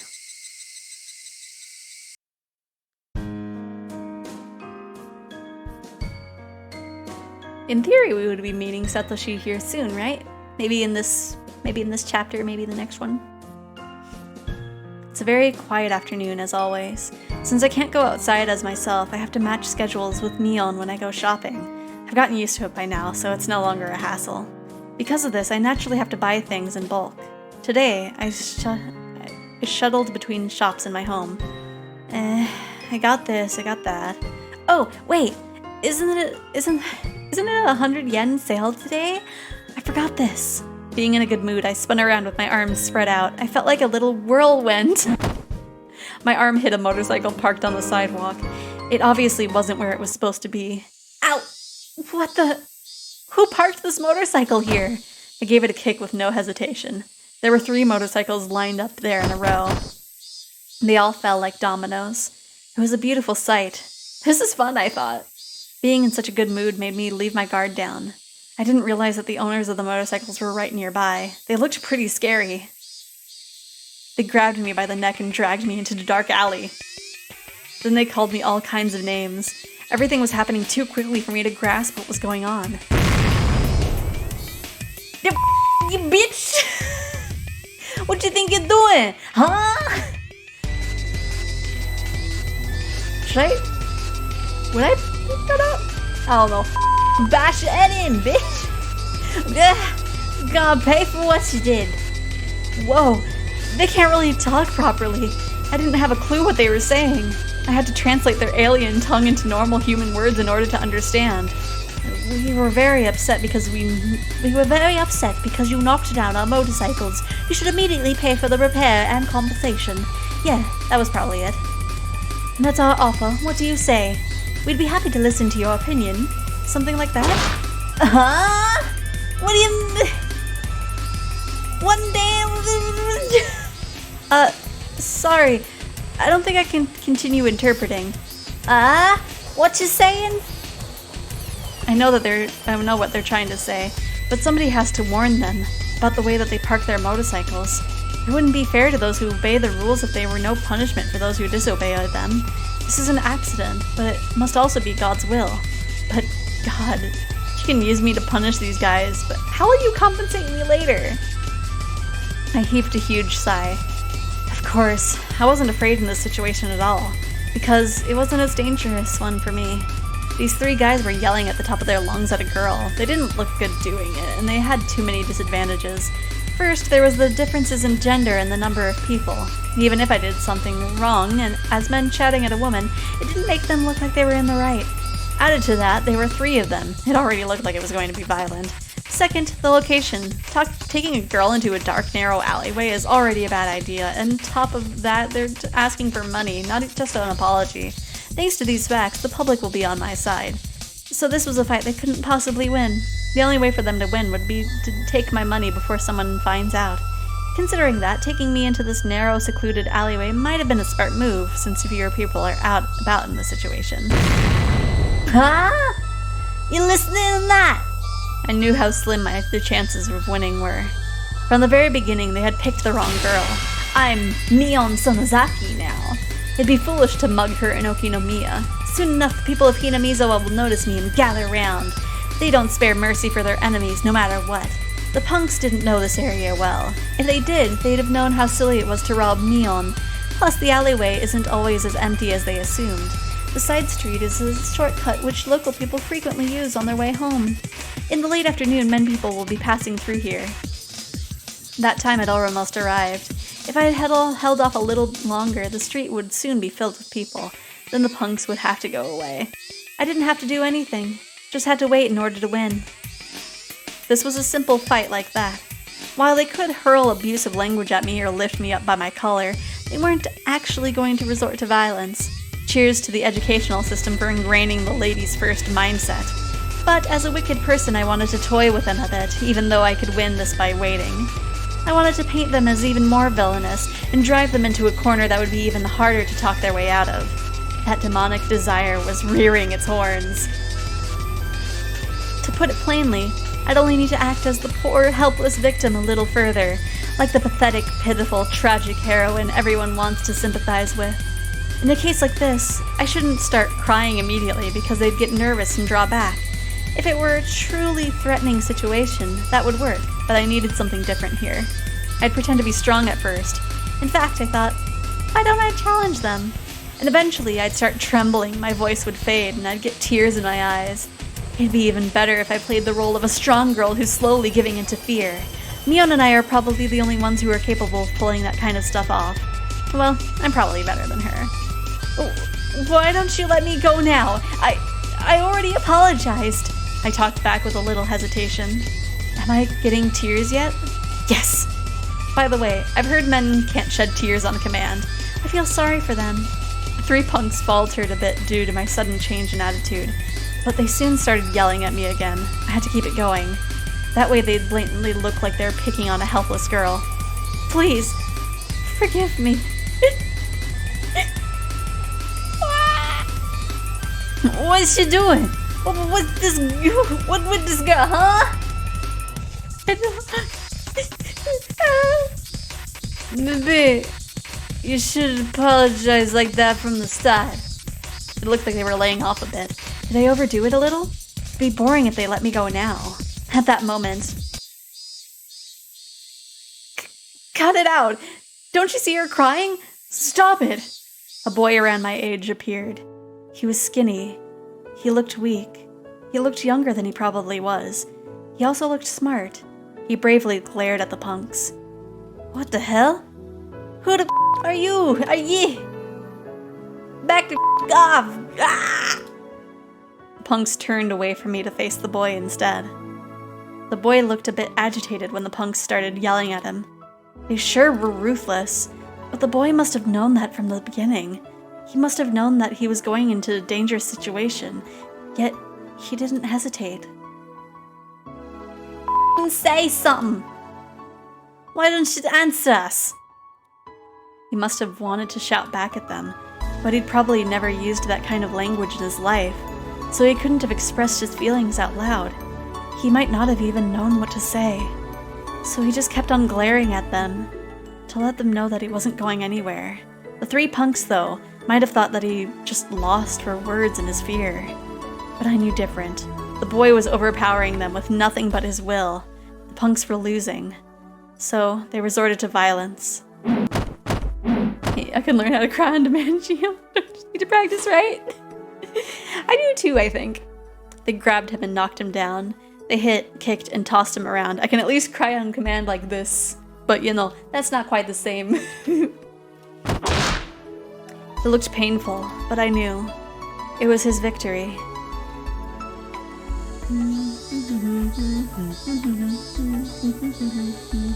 In the end, local passersby stopped the punks. They made no further fuss and just went away. The boy stood up. He was covered in dust. He smiled when our eyes met. He asked if I was all right. He didn't look particularly okay himself, though.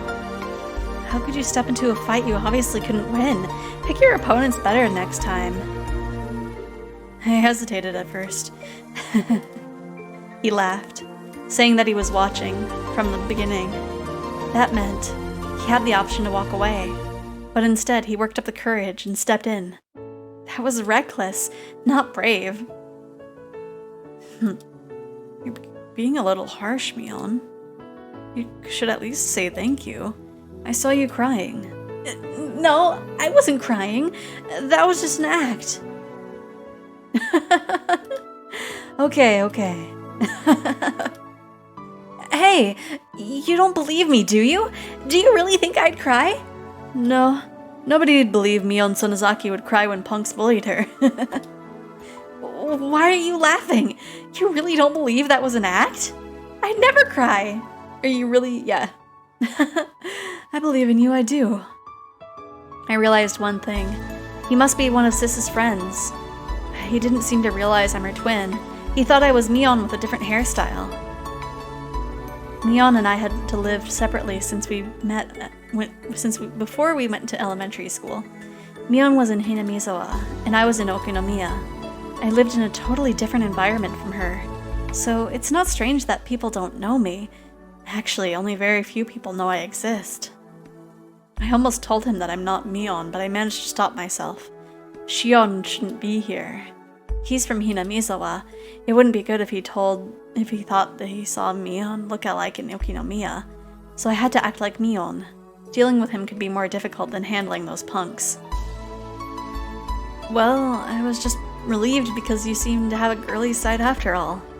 You sound hostile. What exactly do you mean by that? I thought you'd kick those guys' butts with some crazy martial arts, so I was really surprised when you just started crying. Hey! Like I said, I was acting! Weren't you listening at all? He gently puts his hand on top of my head and stroked it as if stroking a kitten.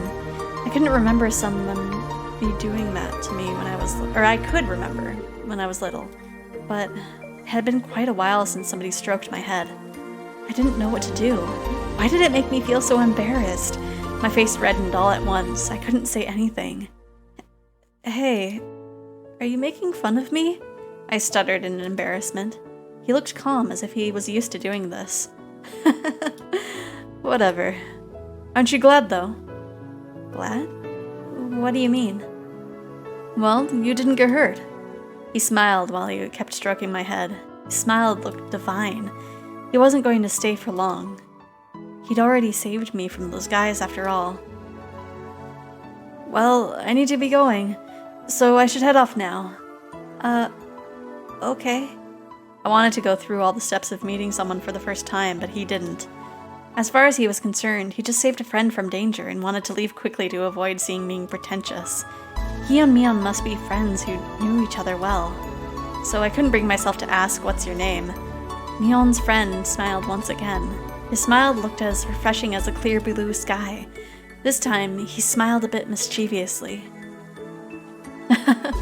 Don't worry, I won't tell anybody you were crying.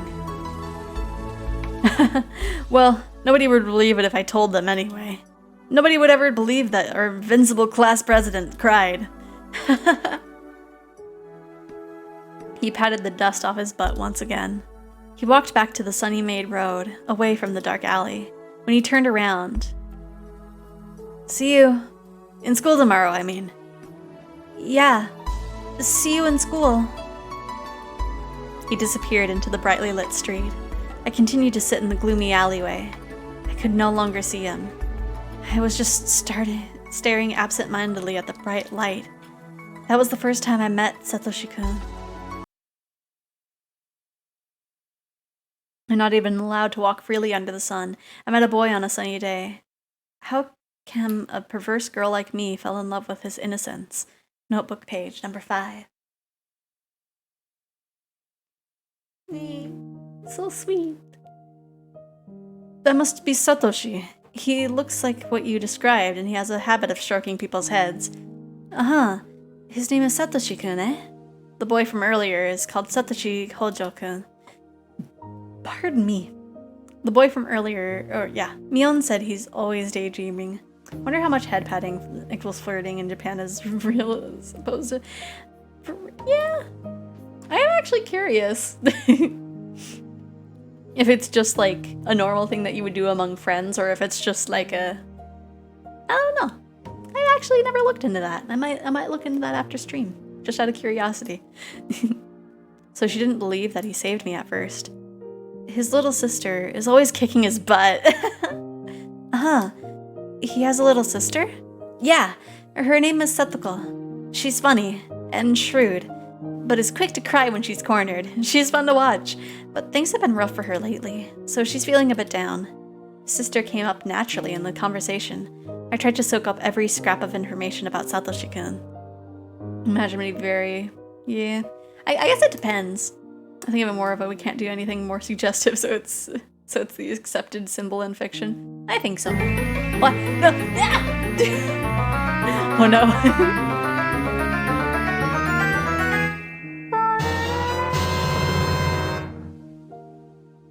Cause like, I don't know, I would give my friends head pats. I think. I don't know. Maybe it's a higher state of affection. I don't know. Just look up. Yes, I just did that one. Why? Why am I trying to ask so much about him? As I asked myself that, the feeling I got when he stroked my head came back to me. I must have been blushing. Hello? Shion? Sorry. I'm here. I'm listening. To start, I hear Satoko's on bad terms with her aunt. Satoshi's mature, so he knows how to conduct himself, but when bad things happen, Satoko really lets herself go. Have fun with your Lurk, Crimson. What Sis told me was very interesting. She told me that the parents of Satoshi-kun and his little sister are dead. Satoshi-kun and Satoko are now living with their aunt and uncle. They don't seem like very respectable people. They're always fighting, and the uncle is cheating on the aunt. He mostly lives with his mistress. Satoshi-kun and Satoko entered into that unwelcome environment. What surprises me the most is the fact that Satoshi-kun's parents were the Hojo couple who were the leaders of the pro-dam activists. That fact must have added something to the situation.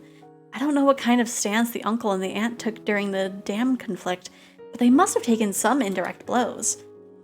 Satoshi-kun's parents died after bothering them so much, and even left them with their children. The uncle and aunt obviously can't love those kids. Things have gotten worse this past year too. Women can be really nasty bullies. Sometimes it doesn't matter who they're bullying, even if it's a kid. On top of that, women tend to care less about proprietary than men? What? As a result, Satoko seems exhausted with it all. I can imagine Satoshi-kun bravely protecting his little sister, just like when he saved me. So, he must be exhausted too, right? Huh? He must be covering for Satoko all the time, so wouldn't you normally assume that he's also feeling worn out? Well, I don't know. Had I said something wrong? Mion sounded a bit taken aback. So that meant Mion can't tell how he's feeling? Because he's always wearing that blank look. So she never considered it. How can she be that insensitive even though she's been around him all the time? I was amazed to realize that. Well, anyway, what does he usually do? He looked smart, so does he read a lot of books? Yeah, you're right. He likes to read. He's now reading... what's it called? I continued asking about him, about what he likes, dislikes, and what he thinks about. I asked Sis all these questions because I wanted to know more about him. It was the first time I'd ever been that interested in somebody. I didn't want to admit that I had feelings like that. Did I fall in love just because of a stroke on the head? Am I stupid or what? When I remembered the feeling of his hand on my head, my heart feels tingly. I tried doing it myself, but it didn't feel the same.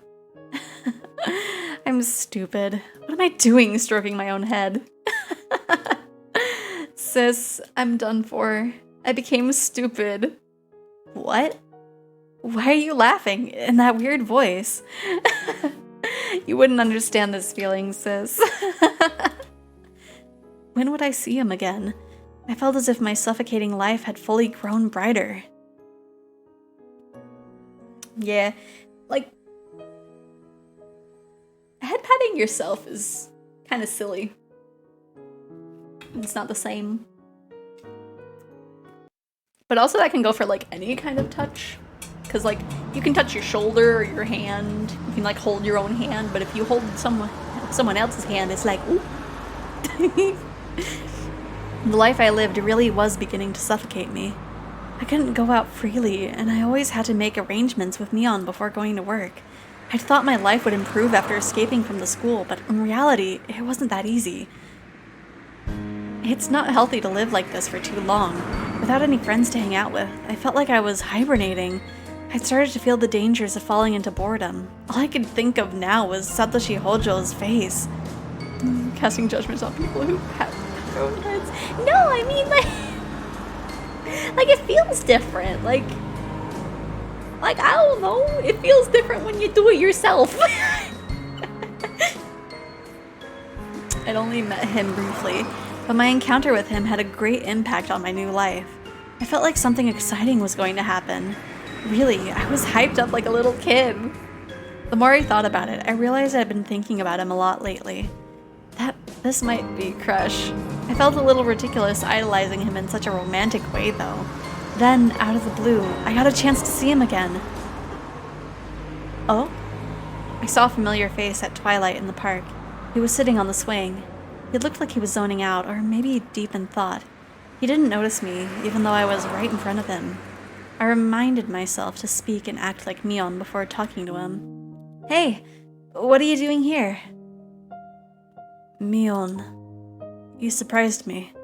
You don't look surprised. I've been standing here for a couple of minutes now. Didn't you notice me? Have you? Sorry, I didn't. He smiled derisively, I guess, and shrugged. He looked depressed, like something was troubling him. Is something bugging you? You can talk to me if you want. Maybe I can help. No, that's okay. Come on, I owe you one from before, Satoshi-kun. Or maybe you don't think this old man can be of any help? Don't you know how mighty I am? I'm okay. You don't have to help me. Huh. What is it then? Are you saying that you don't need help from a girl? Thinking him unfair, I puffed up my cheeks in a sulky gesture. Satoshi-kun noticed that and smiled. That doesn't look like a smile. No, Mion. It's just, I messed up on my swing when they needed me the most. I mentally rifled through all the information about Satoshi-kun that Sis had given me. He doesn't look like that much of an athlete, but apparently Satoshi-kun belongs to a junior baseball team. They're called the Hinamizawa Fighters. I doubt he's very skilled, since I didn't hear much about his contribution to the team. Maybe that's why he doesn't tell many people that he's a member? Given how down he felt as a result of messing up, though, he must be fairly dedicated. I deduced all of that from what Sis told me, and carefully chose my words as to sound like her. What? Are you feeling down just because of that? Hey, it's not that easy to get over, Mion. I pat his back while chuckling. Satoshi-kun would probably call me insensitive. I knew I should listen to him rather than trying to cheer him up. Acting like Sis was probably the wrong thing to do in this case, but I had no choice. This was just how she'd react in this situation. Instead of feeling down, you should practice even harder and aim for your chance, you know? Practice makes perfect here. Well, if you want to beat the opposing pitcher so badly you're willing to pull some tricks, then I might be able to help you in a few ways. There's no point if I cheat. Satoshi-kun hung his head after letting his regrets out with a big sigh. I mean, okay, what you do is you talk to the pitcher and be like, hey, you like ladies, right? You like cakes? You wanna sexually harass some cake? Surrender, defeat, resignation were all visible in that gesture of his. Are you quick to give up or persistent? If you're a man, then don't you want to be a star and have 15 minutes of fame? Satoshi-kun grinned and said yes. Of course, that'd be wonderful. But that's not why I play baseball. I just have fun batting and throwing the ball. You can understand that, right? This old man isn't sure. I only love games that I can win. I don't understand how you can love something that when you can't be the best at it. Like sweets, just bribe them with confectionaries, right? Just do that. They don't even have to be sexually attracted to cake. They can just like cake.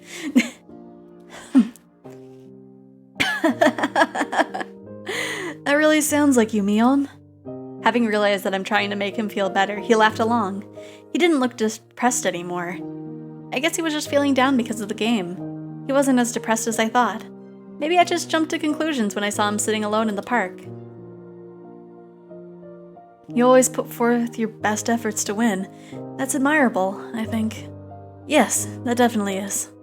He smiled gently and stood up. Then he started stroking my head. All of a sudden, I totally wasn't prepared for that. I thought this when he did it last time, but how can he stroke somebody's head so easily? I felt like I had turned into a little kid. Memories from kindergarten came to mind. My face must have been red. I felt embarrassed, but also like I was in heaven. Satoshi-kun stroked me as though petting a cat. I was blushing with my eyes open. I felt helpless, like a girl being treated by a dentist with her mouth open and her eyes shut. Satoshi-kun didn't seem to notice my feelings at all. He didn't seem to care. I hate him! With my eyes still closed, I waited for him to finish. He suddenly withdrew his hand. I need to get going. My aunt wants some stuff, so I have to go grocery shopping. Okay. My voice faltered. I was so embarrassed. I'm going shopping, too. What? You are? I thought the maids did all your household stuff. Shoot, I messed up. In the main Sonozaki house, the maids do everything. Therefore, Mion hardly goes grocery shopping, and she's bragged to some people about that. I should have known better. Still, it wouldn't be too hard to find an excuse. I just happened to be in town, so I thought I'd help out with the household stuff. Is that a problem? That doesn't sound like you. You always avoid doing boring stuff like that. You talk too much. Oh, stop stroking my head.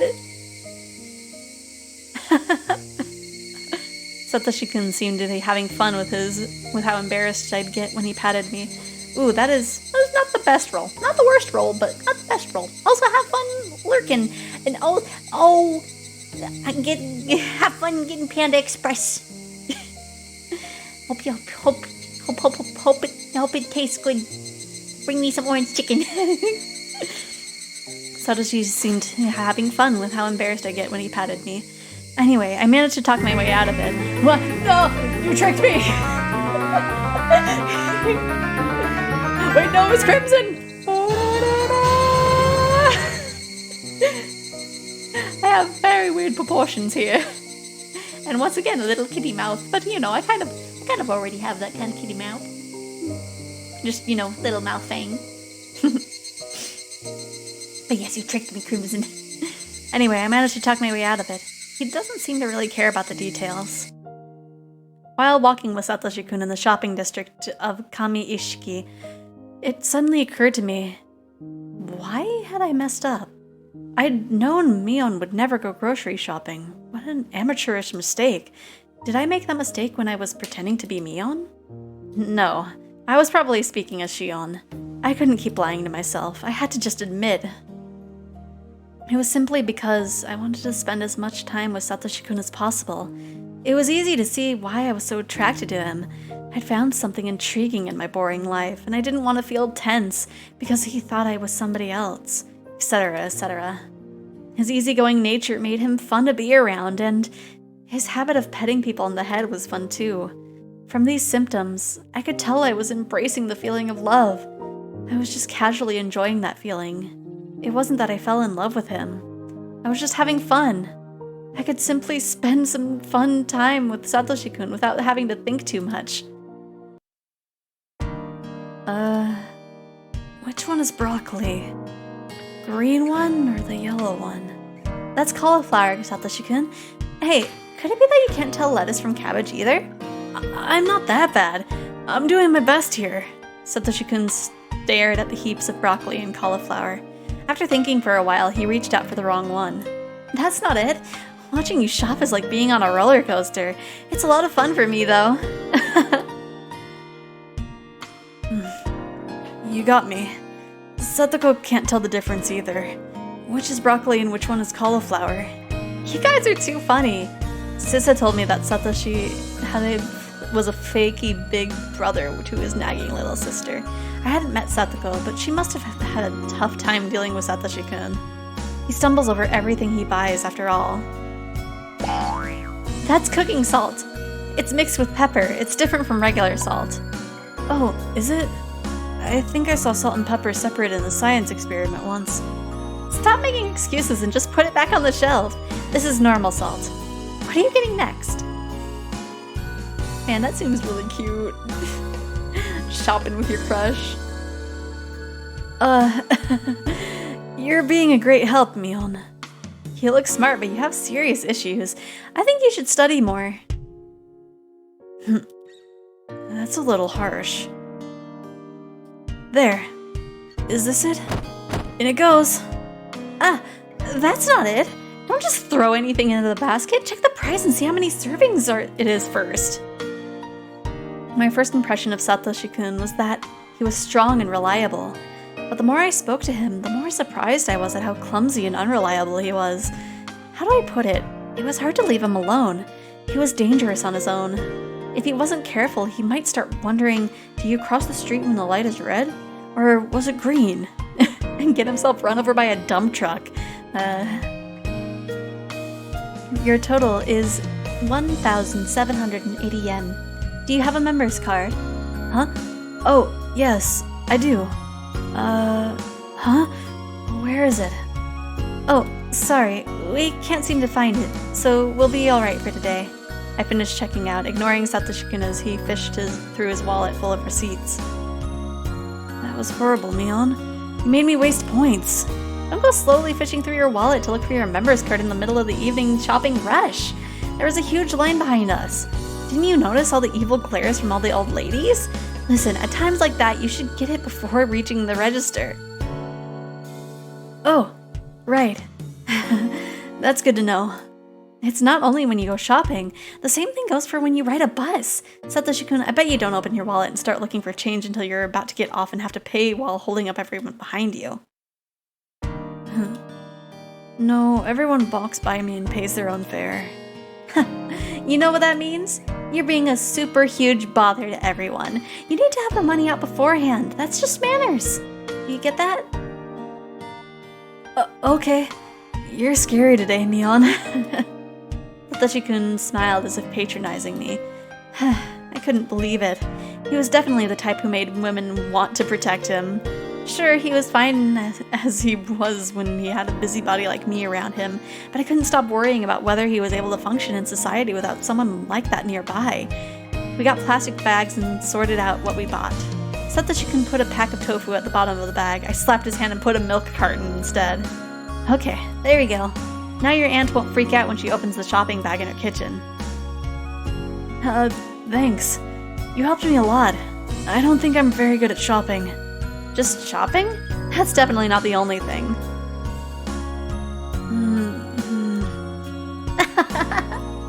Just kidding.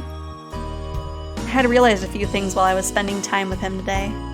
He's not just bad at shopping, he's also chronically clumsy.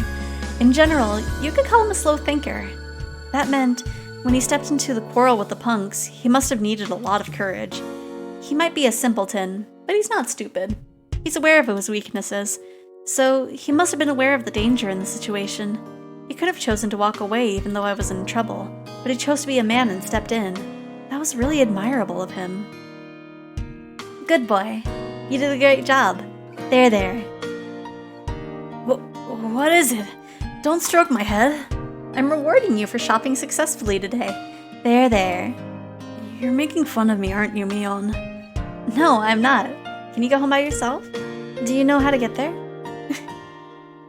You are making fun of me, said the Chikun sulky-faced, flushed red. He's just too cute. At that point, I caught a glimpse of a billboard from the corner of my eye. Piano lessons. Call Abacus class. Junior baseball team. Members wanted.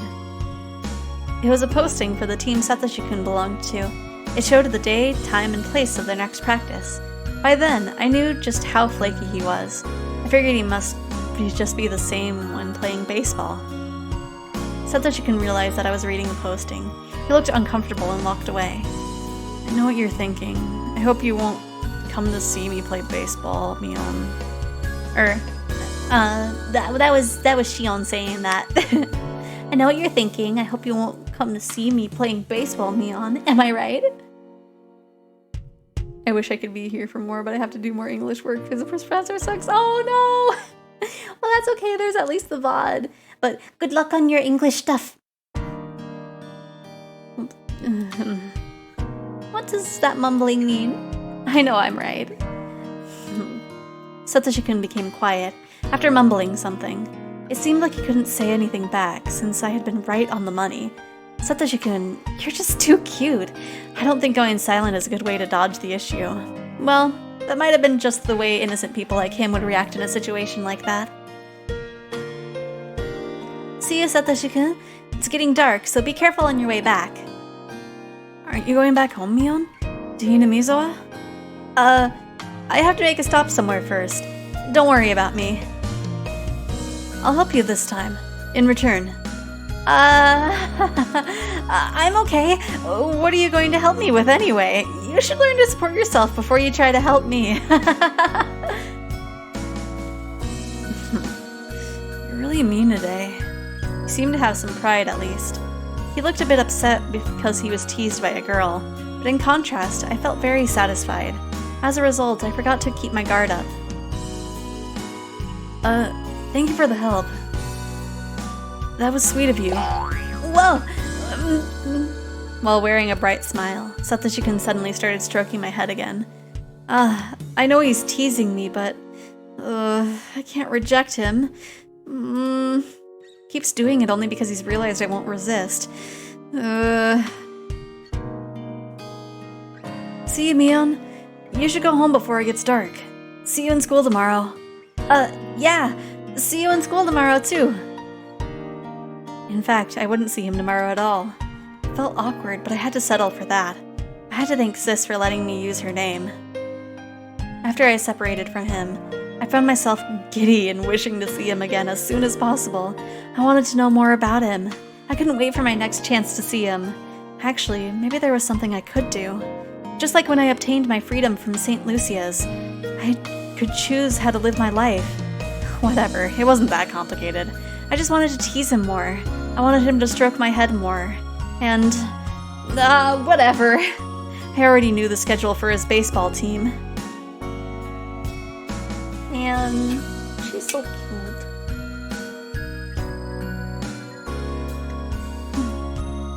I want to give Shion head pats.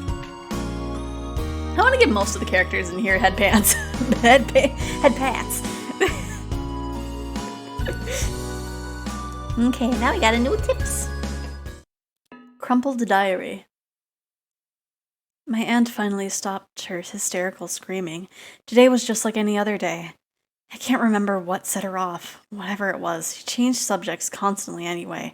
It didn't matter. She went on past midnight again. The urge to sleep was pounding the back of my head. Once Satoko had been able to relax, she fell down on the spot and started sleeping, still clinging to my sleeve. I carried Satoko to the bedroom and laid out our futons. Here, Satoko, your futon is ready, so get in, okay? Satoko crawled in like a worm. She stopped moving once she was inside. I wished I could go to bed too, but I couldn't. My aunt asked me to do some chores. I had to get toothpaste after school tomorrow. I had to write it down somewhere. I had to make rice for lunch tomorrow. I set the timer. Right. I also had to repile the towels in the bathroom. That was the reason for today's scolding. My aunt would get mad if everything wasn't done the way she wants. Oh, and there was something else. I was working at the grocery store the next day. They wanted me to bring an apron. Did we even have an apron in this house? I'd never seen one. My aunt will be sleeping when I go to school, so I won't have time to ask her. What should I do? Since Mion helped me get that job, I don't want to screw it up. In that case, why don't I ask Mion about it at school? She might lend me one. Was there anything else? I was envious of Satoko because she just got to go to bed. It was pathetic that I felt that way. Man. Shion's over here having a great time. And then Satoshi is just like, I'm getting closer to the edge. Hey there! How are you guys doing in the heat? Oh, Mion-san, we're doing good. Is that our refreshment? Thanks a bunch. You're such a great manager. I just felt like coming here. I didn't bring this for you, by the way. And don't treat me as your manager without my permission, please. We'd be a stronger team if you were our manager, Mion. Why don't you apply? As manager, I mean. Satoshi-kun smiled at me in a carefree manner. I didn't want to become their manager. It'd be tiresome. I'd been coming every week, though, so I'm a quasi-manager already. Well, if I feel like it. Anyway, how's Satoshi-kun doing, coach? Is his batting average improving? Yes, he's doing fine. His batting average is, well, if you buy 3 packs of rice crackers at 7-Smart. Does that mean it's 30%? Wow, you're doing great, Satoshi-kun. It's not just about the number, Mion. I have to be able to hit the ball when it really counts. It's good that you're aware of your weaknesses, Satoshi-kun. You just continue working on them for now. Eri signaled to the pitcher, who then drew the ball. Satoshi-kun looked calm, following the ball with his eyes. Then he swung. Thwack! The ball flew between the first and second bases and landed in the distance. Wow, that's great! Good job, Satoshi-kun! I clapped and Satoshi-kun blushed in response. He repositioned his helmet to hide his face. Well, he's good in practice and when the game is slow. Eri smiled compassionately. It seemed that Satoshi-kun really couldn't perform well when it counted. While he was usually good, when everybody expected him to perform, he couldn't. I didn't think it was because of his nervousness. He just couldn't do it. I think it was a perfect fit for Satoshi-kun's character. He seems calm at first glance, but he's actually slow. Numerically speaking, you're a great player, but you need to be able to hit the ball even when things get serious. That's why you're on an easy out in the match with the Yukita Jaguars the other day. Shut up, I know that. If he'd been able to hit the ball then, he would have been a hero. What a shame. A hit could have put the offense into the lead, or at least given them an extension. That was when Satoshi-kun came up to the bat. Eri wanted him to live up to everyone's expectations, but statistically that wasn't really likely to happen. Yet Eri insisted on giving him a chance, in spite of the fact that it was all team members had suggested a pinch hitter.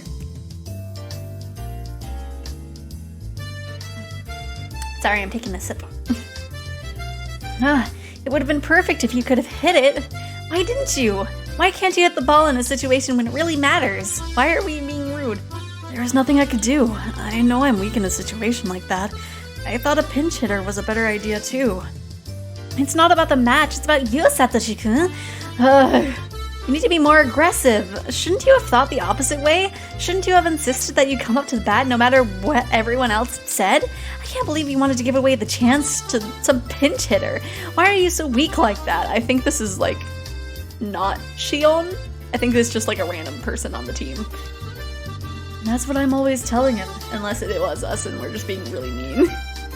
I know that's one of his good points too, but You can be a gentleman at other times, but when playing games, you should be a demon.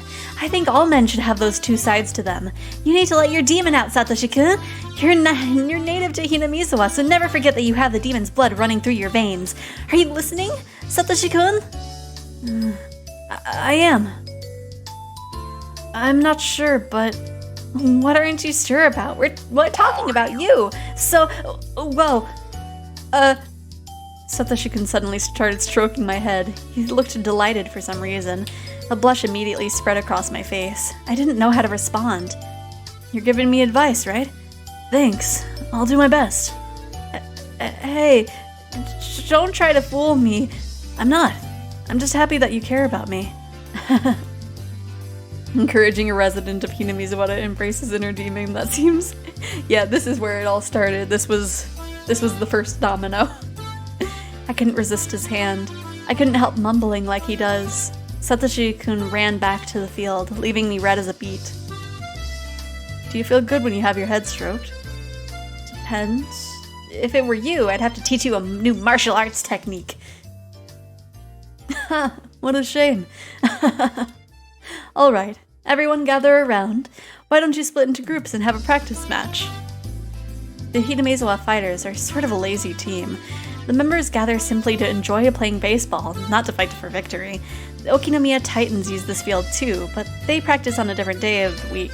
They always train hard using dumbbells and stuff. Our team split into two groups and started a match, retaining our loose atmosphere. I'll keep track of the score. Coach, do you have a pencil? Thanks for helping out. Here. I took the pencil and the clipboard. I didn't know how to differentiate between recording hits and errors at first, but by now I was used to it. Show me what you got, Satoshi-kun. Oh, maybe it'll be a bit too much pressure if I cheer for you too excessively. Just do okay then. That doesn't sound very encouraging either. Do your best. Time passed slowly that Sunday. Huge white clouds appeared in the sky. They made me feel healthy. Humans are born to be active under the sun. One of the parents was acting as umpire today, so Eri sat on the bench with me.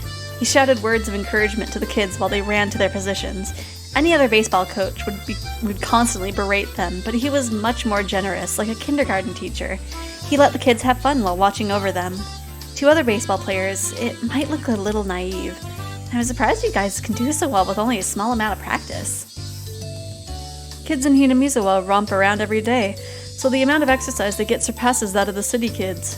Besides, too much training is not always effective. Wow, you think completely differently from the Okinomiya Titans. I can understand why their coach hates you. That's not about being right. Matches exist for someone to win, after all, so prioritizing victory certainly isn't wrong. And I think it's admirable to aim for victory together, but the goal of our team doesn't happen to be victory, that's all. The Hinamizawa Fighters and the Okinomiya Titans have been rivals for a long time.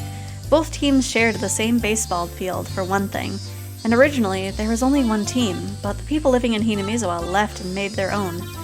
Anyhow, we were rivals. The Okinomiya Titans were strictly about winning, and the Hinamizawa Fighters were just about having fun. Surprisingly, our scores weren't that different, which meant our team had something they didn't. Even though I couldn't put it into words, I knew what made that happen. Hey, Team 1, no slacking. You can make up the 2-point difference pretty easily. Team 2, no slacking either. Still, some parents would criticize our coach for being too lenient, but still others would strongly agree with him. What side would I take? The latter? I couldn't really say for sure. The reason for this was that Iri had an obnoxious habit of sexual harassment. In particular, he had a fascination with maids, but I should talk about that one some other time. You know, maids are good though. Satoshi-kun let the ball pass twice to see its trajectory, then hit it on the third pitch and ran to the first base. Oh, he did it. He's so good when he's relaxed. In the beginning, he used to get tired very easily. He's improved quite a lot since then. He really does look kind of like a bookworm. I wonder why he started playing baseball in the first place. All the other kids who joined baseball team loved baseball. They'd go out to play in the fields outside for practice.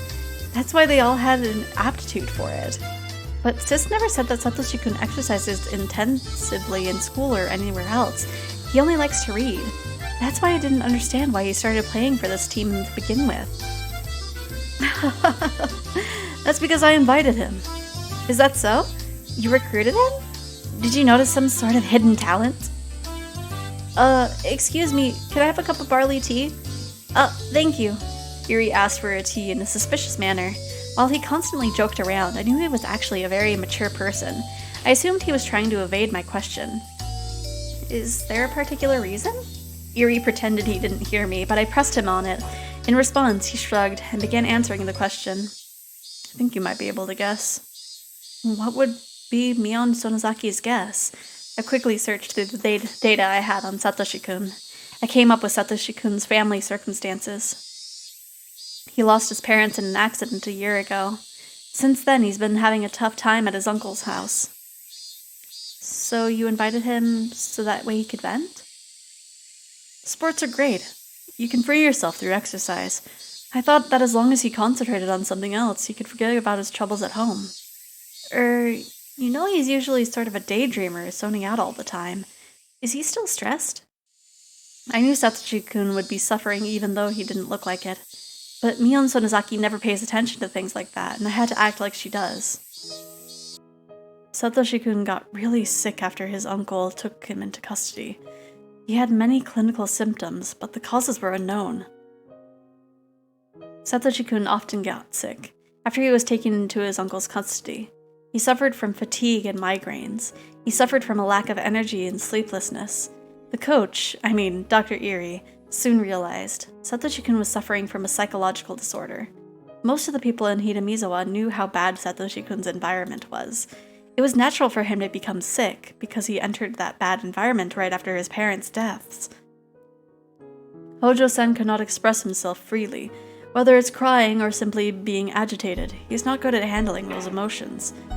That's true. I can't imagine him being angry or crying. Did you know Hojo-san's mother had been married a few times already? Yeah, I know a little bit about that. Satoshi-kun's mother had married a number of men over the years. That meant Satoshi-kun had several stepfathers. He had to deal with strangers coming into his home multiple times, so he was forced to be mature. Satoshi-kun is mentally underdeveloped. He isn't aware of it himself, though. He didn't have enough time to cry, laugh, and throw tantrums in his childhood. He was forced to become a grown-up in just a short time. That doesn't sound right. Children have to behave like children in order to grow. There's nothing positive about being forced to become an adult. Not only was Satoko's current relationship with her aunt conspicuously terrible, I heard that her relationship with her previous stepfathers weren't good either. Satoko always caused problems, and Satoshi-kun would always step in to protect her. I thought his physical symptoms came from stress. His body was trying to warn him. That's why Eri invited Satoshi-kun into baseball team. Why do I keep leaving off the word the? He told Satoshi that he needed the new member, or something like that. He hesitated at first, but after I talked to him at the clinic a few times, he began to open up to me. First, I invited him to come see the practice. Then I suggested he try batting. I eased him into it. Sports worked excellently for Satoshi-kun. His health quickly improved, and he started to become interested in baseball. He practiced batting. He was soon able to swing beautifully, and he learned how to see the trajectory of the ball. Ah, I can imagine that. He likes to read, so he must have read a book titled How to Play Baseball or something like that. He's become a good batter very quickly. He's put forth a lot of effort, though I wish he could actually hit it when it comes down to the wire, though. Are you guys close? I think so. He talks to me about his problems, so I guess that's a sign of trust. I felt a bit jealous of how confidently Eri said that. While Satoshi-kun and I were friends, we weren't so close that he'd open up to each other like that. Oh, are you jealous? About what? Taken aback, I blushed. Eri started laughing at me. Please stay his good friend. Well, yeah. I'm trying. I didn't know what I was saying. You know, regarding Hojo-san, he seems a little sick again lately. What? Black! The ball flew to the left, but the left fielder managed to catch it. It seemed that the relationship between Satoko and her aunt had gotten worse lately. It was obvious his sickness had something to do with that. Their aunt is bullying Satoko-chan in a terrible way. She's become worn out after all that, and so Satoshi-kun is also worn out from covering for Satoko, isn't he? I wasn't interested in Satoko, so I switched the subject back to Satoshi-kun. I didn't know much about Satoko. I knew that she was a big part of Satoshi-kun's life, but I'd never been interested in her until today. She must have been building up self-esteem and taking care of her unreliable brother. That was all I knew about her. But considering Satoshi-kun's personality, even that goofiness of his might have been an act. Maybe he was trying to make her feel good about herself by letting her take care of him, if only unconsciously. When he's alone, he's surprisingly strong. I realized that only recently, so I couldn't help but think that his whole life is constantly affected by Satoko. Satoshi-kun managed to get along with his stepfathers even though he experienced some stress. He was even getting along with his aunt. But in order to protect Satoko, he always had to step in and suffer. I didn't really know anything about Satoko, but I had to admit I felt hostile towards her. I felt jealous because she was monopolizing him. It seems that their aunt has been tyrannizing Satoko-chan even more lately. That must be what's causing Satoshi-kun's weakness. Eri heaved a sigh. As he said, Satoshi-kun had been absent a few times lately. He seemed a bit tired, too. He looked normal when around everybody else, but he looked a bit depressed when he was alone. So you invited him to join the team to relieve his stress, didn't you? Yes, that's right. But he looks stressed again now. How can we save him this time? I don't know. Eri smiled powerlessly. I couldn't help feeling a bit disappointed about that, because Satoshi-kun put his trust in him. Just between you and me, Satoshi-kun recently told me that he wanted to leave the team. Eh? How come?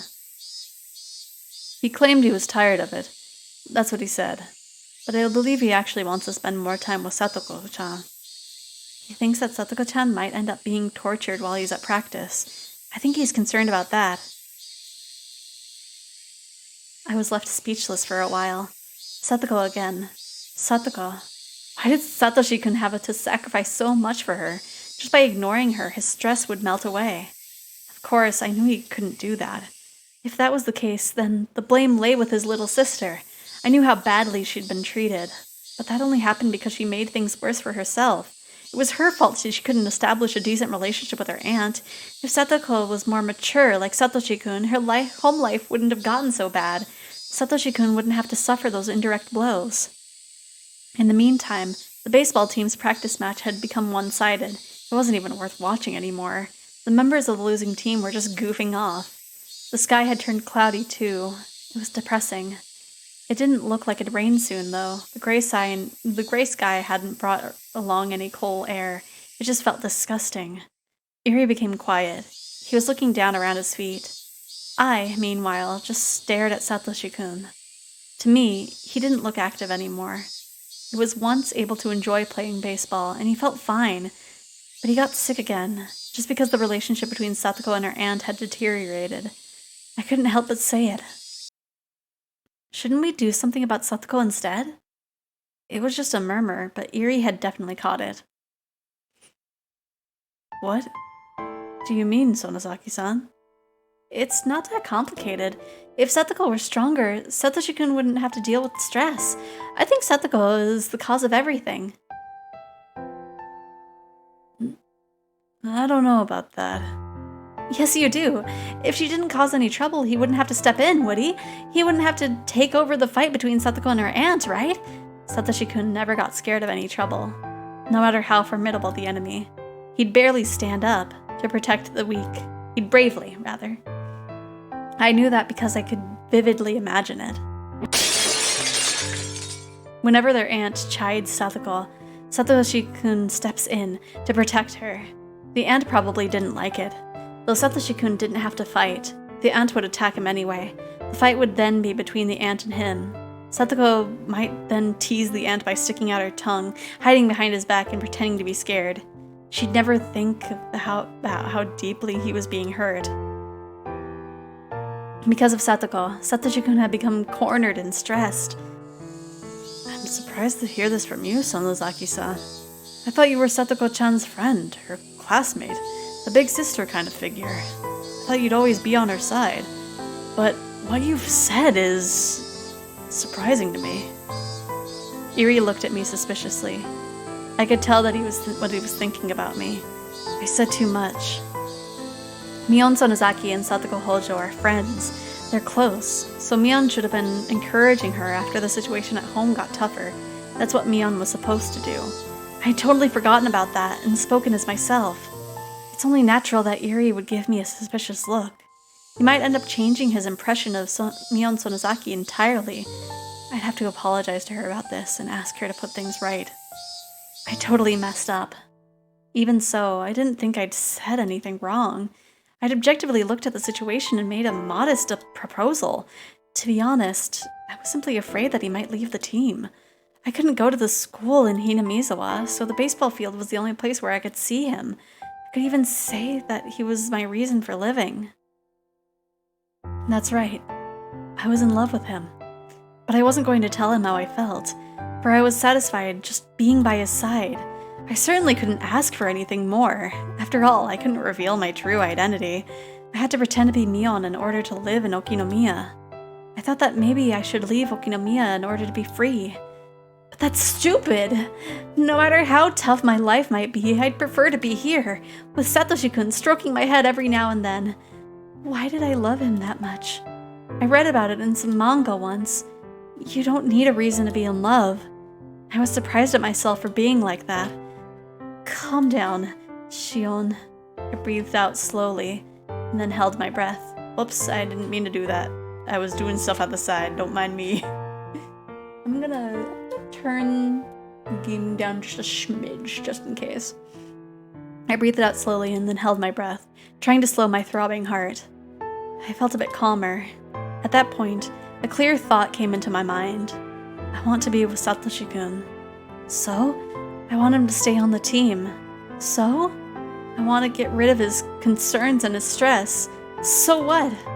So, what can I do to achieve all that? My head started to cool down as I heard the umpire shout, "Game set and match!" You're starting to slip, Shion. You're in love and that's making you dumb.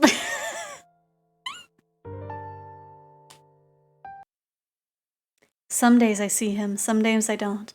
A clear sky that gets cloudy, and rain will always stop eventually. I thought his absence was just like that, but he was actually on the verge of a breakdown. Notebook, page 19. The rainy season was just around the corner, and the air had become so... No!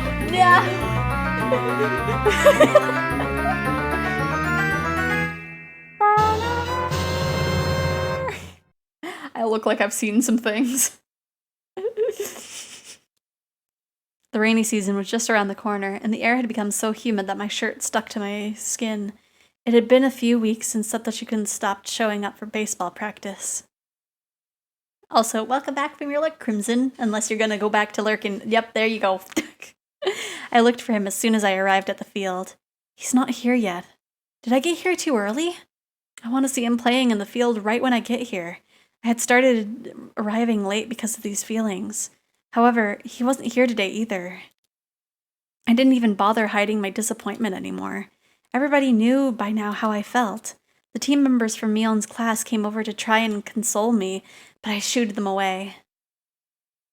What's going on, Sonozaki-san? Are you feeling sick? Even Eri couldn't comfort me. I was aware that he, too, knew why I was like this. I'm going home. I don't feel like watching practice today. Look, we're having a meeting with the Okinomiya Titans later. I wanted you to be there because you're our manager. Don't treat me like a manager. I never agreed to be one. Eri looked down, not knowing what to say. All right. Please help us again when you feel like it. Maybe I won't be coming back. If you really need a manager, look for somebody else. Please do come again, whenever you feel like it. Satoshi-kun will be sad if you're not here when he comes back. I ignored him and turned around. I had already set up my schedule with Mion, so I didn't have to ask her every time anymore. I tried to contact her a couple of times to know how Satoshi-kun was doing in school, but I hadn't been able to get through to her. Apparently, the hag had sensed that I might be in contact with Sis. In other words, Sis was being watched. As a result, it wasn't very easy to contact her. Kasai, who had been helping me contact her, seemed to also have been marked. People knew he was loyal to me.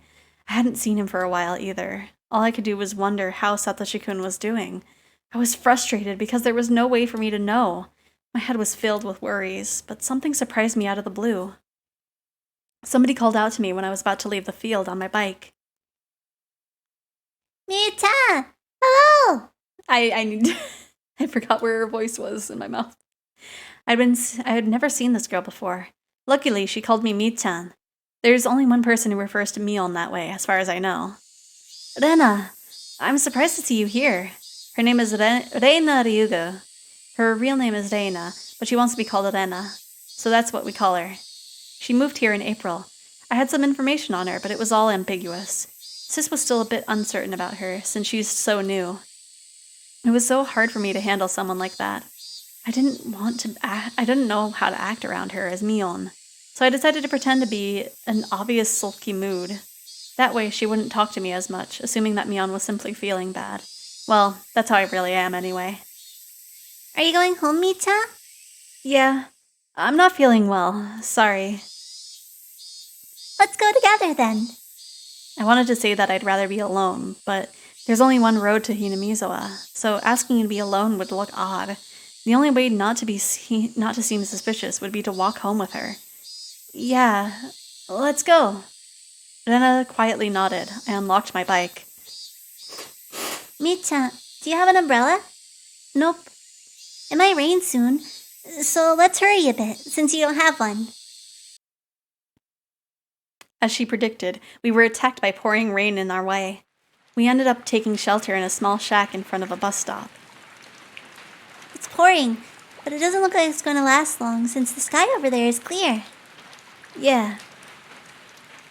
I heard the sound of rain pattering at the rooftop and the raindrops jumping into puddles. It sounded loud, but it made me feel strangely calm. I zoned out for a moment. Pardon me. And then Nena talked to me while looking up at the rainy sky. I was worried about you, because you looked so down. All the baseball team members knew I was depressed because I hadn't seen Satoshi-kun recently. Most of them attended the school in Hinamizawa, so it wasn't surprising that she knew as well. I hadn't been able to contact Sis these past few weeks. but I was sure she had an idea of how I feel about Satoshi-kun and how I would feel if he didn't come to the baseball practice. Sis was probably pretending to act a little depressed during her day-to-day in Hinamizawa to avoid creating a big gap between our moods. But neither of us knew the details about the other right now, so she wouldn't be able to answer if others asked her what was wrong. She'd only be able to say, "Leave me alone." That might lead more people to become worried, but Anna must have thought Mion was depressed. That must be why she came all the way to see me. She must know what was going on, because she knew that I was in the baseball field. Do you feel lonely because Satoshi-kun is avoiding us? Having deduced what's been going on with Satoshi-kun from what she just said, he'd been distancing himself from others lately because of exhaustion. That's what it sounded like, at least. He looked like he was very worried about Satoko-chan. He was worried about himself. It's okay. I think he's really on edge. I feel bad for him. He really cares about his sister. He has a lot of courage. That's what I'd said sounded hollow, as I knew too well how much of a burden Satoko had become. But I think it'll be even worse if you also look that depressed, I think. I don't want that. I know. But if you really don't, then you need to smile for him. Otherwise, he might feel really concerned. I know you're strong. You can smile, even if it's just pretend. So I want you to smile, no matter what. I know that lies can become true sometimes. What she was saying in a nutshell was this. Both Satoshi-kun and Satoko were totally wiped out. If Mion was also depressed, even though she's the sort of person who usually lightens the mood, their situation would be stuck in a vicious cycle. Rena sounded more like she was trying to give me advice than trying to console me. She must be more mature than she looks. Sis told me she was a funny girl with a few bad habits, but she seemed to have another very mature side to her. Do you love Satoshi-kun? Yeah. But I shouldn't have told her that. I immediately responded. In that case, why don't you smile? Rena smiled herself. I believe Satoshi-kun will feel better if he sees your smile. I know you feel powerless now, but your smile will give him strength. I know what you're saying, but it's not that easy. Rena giggled and nodded. He'll come back after he's done with his part-time job. His part-time job? I almost asked that question, but I managed to stop myself. From the tone of Rena's voice, it sounded like it was something everyone knew. His part-time job, huh? I wonder when it'll end. Until he has enough money, I guess.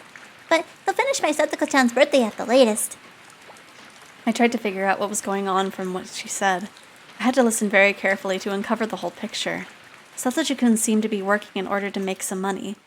I don't think it's easy to find a job when you're still in school. Sis might have had something to do with it. His job only seemed temporary, and it seemed to have something to do with Satoko's birthday. It wasn't that difficult to figure out. Satoshi was working and saving up to buy his little sister something expensive for her birthday. He was trying to comfort her, even though he was so torn up himself. Satoko again. Satoshi-kun was already worn out because of her, and he was now working for her sake, even though he was exhausted. How stupid. It would be easier for him to just forget about Satoko. I was startled when I realized Jenna was looking straight into my eyes. She was smiling, but her eyes looked creepy. I never voiced what I was thinking, but she was looking at me as though she figured out that I was blaming Satoko. She beamed when she noticed my fear. She smiled as though she understood that I thought that way because of love. She was giving me the creeps. I could hear thunder roar in the distance. The rain began to pick up. Do you feel jealous of Satoko-chan because she monopolizes Satoshi-kun? I avoided answering immediately this time, but Rena seemed to know what I was thinking already. I wouldn't be upset if you did. That's just how it is when you're in love. Thanks. You've been encouraging Satoko-chan despite that. That's admirable. Of course I have. She's my friend. I sounded so fake. I felt like spitting on the floor. All we can do is encourage Satoko-chan and Satoshi-kun. I don't know how to save them from their situation. Satoko is relying on Satoshi-kun way too much. If she were stronger, he wouldn't have to suffer in her place. You sound really straightforward. Rena nodded with an unflinching smile, even though my remarks could be taken as harsh. What was this mysterious girl thinking? It was difficult to get a read on her. Maybe Satoshi-kun feels that way a little too. Maybe Satoshi-kun feels that way a little too. Eh? Rena kept smiling, but her smile looked strangely cold. I think he's tired of protecting Satoko-chan, and he's aware of that. Given the type of person Rena is, I don't think she'd say something if she wasn't certain of it. Because of that, she must have been confident in what she just told me. Why do you think that? He said so. What? Satoshi-kun secretly confessed to her. Rena asked me to keep it that way. Satoshi-kun told me that he felt tired of protecting Satoko-chan. He was feeling guilty, though. I don't think he would say something like that. But, however, it wasn't likely that Rena was lying.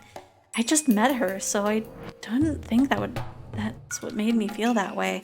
But my hunch told me that she was telling the truth. I heaved a huge sigh. Satoshi-kun must have gotten so tired that he couldn't help telling someone. Even so, even if he thought that way, he wouldn't tell somebody so easily. Maybe Rena led him to do so. She might be capable of something like that. I don't understand this girl. It had only been a little while since we met, but I'd already started talking about something I was keeping deep inside of me. Does she have some kind of supernatural power to reach into people's minds and drag out what they're thinking? It suddenly hit me that I was sitting with this creepy girl in a tiny shack. I'd been dragged into her strange world. I don't think Sis had realized Rena's real personality. She thinks Rena is just a funny girl with some strange habits. She would have told me if she knew. I guess Satoshi-kun must trust you a lot If he confessed to you. I'm a little jealous. It's not because you trust me. I think it's because I've experienced the same thing. You what? Did you also have to cover for your siblings once? Those footsteps always followed me. They even came to my bedside and looked down at me. Huh? Sorry, Rena. What are you talking about? I turned around to face her and got the chills. Though she was smiling, her eyes looked ice cold. I trembled and froze with my eyes open. Have you experienced anything like that? I guess not. Probably. Rena kept smiling derisively. I tried to figure out what she was saying. Have you ever thought of leaving Hinamizawa and moving to a big city? Have you ever thought of doing something like that? I didn't know how to respond. Rena waited for my answer, urging me to speak with her silence. No. I love it here. Yeah, that's right, isn't it? I knew that. It didn't seem like a good idea to lie to her. Rena has some kind of power I can't grasp. She can read people's minds just by seeing the slightest change in their expressions, so I had to tell her the truth. You'll be okay if that's true. Oyashiro-sama won't get mad at you. Oyashiro-sama? Oyashiro-sama. That's Hinamizawa's guardian deity. I couldn't understand why she mentioned that name. My mind stopped for a moment. That's right. Oyashiro-sama. She calmly repeated the name as if trying to teach me something. Yeah, I remember. Oyashiro-sama never allows heathens to desecrate Hinamizawa. Oyashiro-sama never allows the villagers to leave either. Those are the rules. Slowly, I recalled the fear of the curse which supposedly caused the dismemberment murder and the death of the Hojo couple. When I was sent to the institution, I had this fear. I was scared that if I went to that faraway boarding school, I'd fall under the curse. But I should be okay. I escaped from the school and returned to my hometown, to Okinomiya, to be precise. But it should be okay according to the kids' rules, because I love Hinamizawa. The hag forces me to live this suffocating life, but I still choose to stay in this place. I don't believe I'm breaking Oyashiro-sama's rules. Even though the Sonozaki family had selfishly banished me to a remote place, I came back here anyway. Oyashiro-sama should even bless me for that. I guess I'm trying to convince myself that the curse didn't apply to me. But I think I'm still afraid of it. I love this place, so I don't think I qualify for Oyashiro-sama's curse. You can even call me a model villager. Well, that was Shion saying that.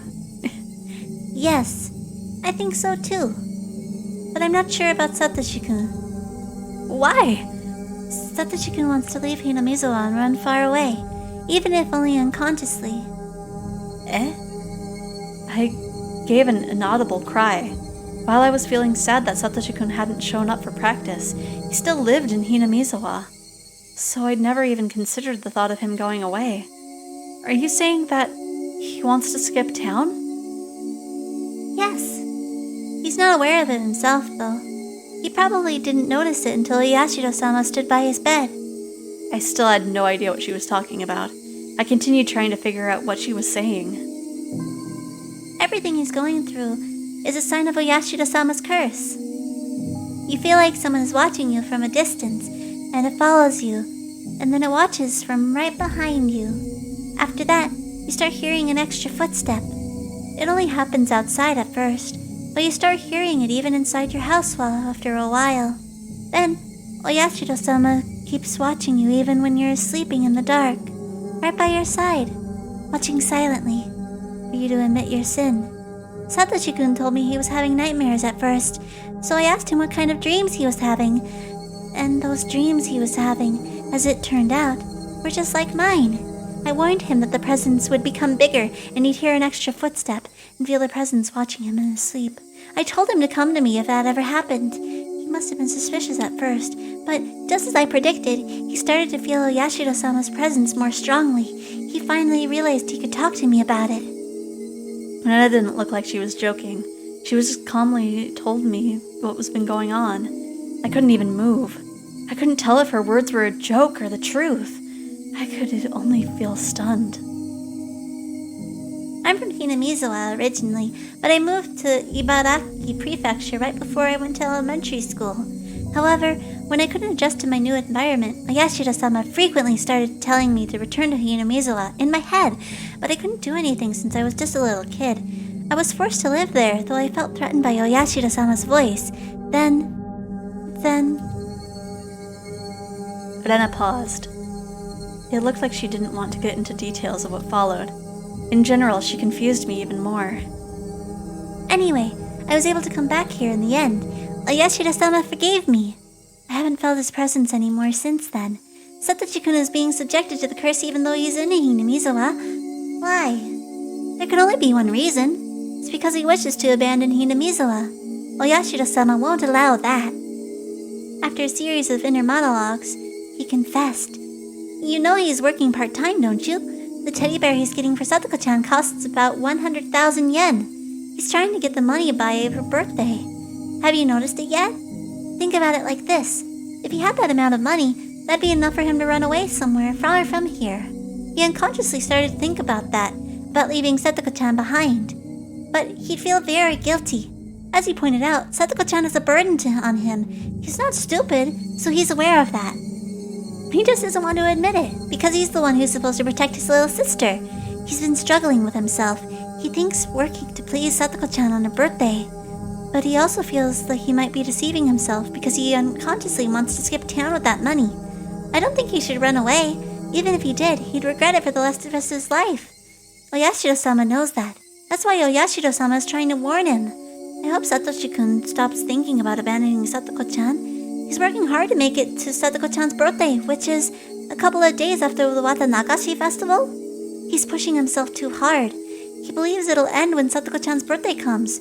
The curse keeps cautioning him, while he tries to figure out whether he should leave or continue protecting her. The torrential rain didn't seem to want to stop. It kept pouring down on the galvanized iron roof, producing loud noise. Yet in the shack, it fell completely silent. What the hell was Rena talking about? I couldn't grasp even half of what she was saying. The only thing I had figured out was that Satoshi-kun was struggling, confused, and in lots of pain. He's suffering from Yashida-sama's curse? And Rena has experienced that before? The Wata Nagashi festival was right around the corner. Oyashiro-sama's curse had struck 3 years in a row. There was no guarantee that it wouldn't strike a 4th time. Satoshi-kun was subject to Oyashiro-sama's curse even now? Was he going to skip town? Was he going to be the next victim of Oyashiro-sama's curse? Either way, he might disappear forever. Could I do something to prevent it? If I didn't do anything, it would all come up to a hopeless end. End? I started feeling a sense of dread. I didn't buy the crazy story Edena told me. But if something really was happening to Satoshi-kun, which might bring about some kind of an end, I couldn't help feeling scared. It's true, isn't it? My instinct is always correct. I decided to contact Mion despite the danger. Mion got upset at first, but she had to listen to me. Sis, what's going on with Satoshi-kun? He looks really stressed out. I can't even talk to him. What do you mean? You don't know what's going on because you can't talk to him? Sorry. Sis, give me another chance to trade spots again. That's fine. But I'm kind of busy lately attending meetings for the festival. What are you planning to do? Another part-time job? I'm going to your school. Dun dun dun. She wants to see him. She wants to see him before he goes off the deep end. Ooh, we got page 21 and 24. Okay. So, page 21. Why don't I relate my encounter with that creepy girl in the rain? Or why don't I relate my encounter with that creepy girl in the rain? Her name is Rena Ryugu. Her real first name is Reina. I have no idea what kind of girl she really is. One thing is certain. She has no relation to the Sonozaki family. She has no relation to the 3 families as a whole either. The Ryugu family used to live in Hinamizawa, but then they moved to Ibaraki. That was before she went to elementary school. They returned to Hinamizawa some years later.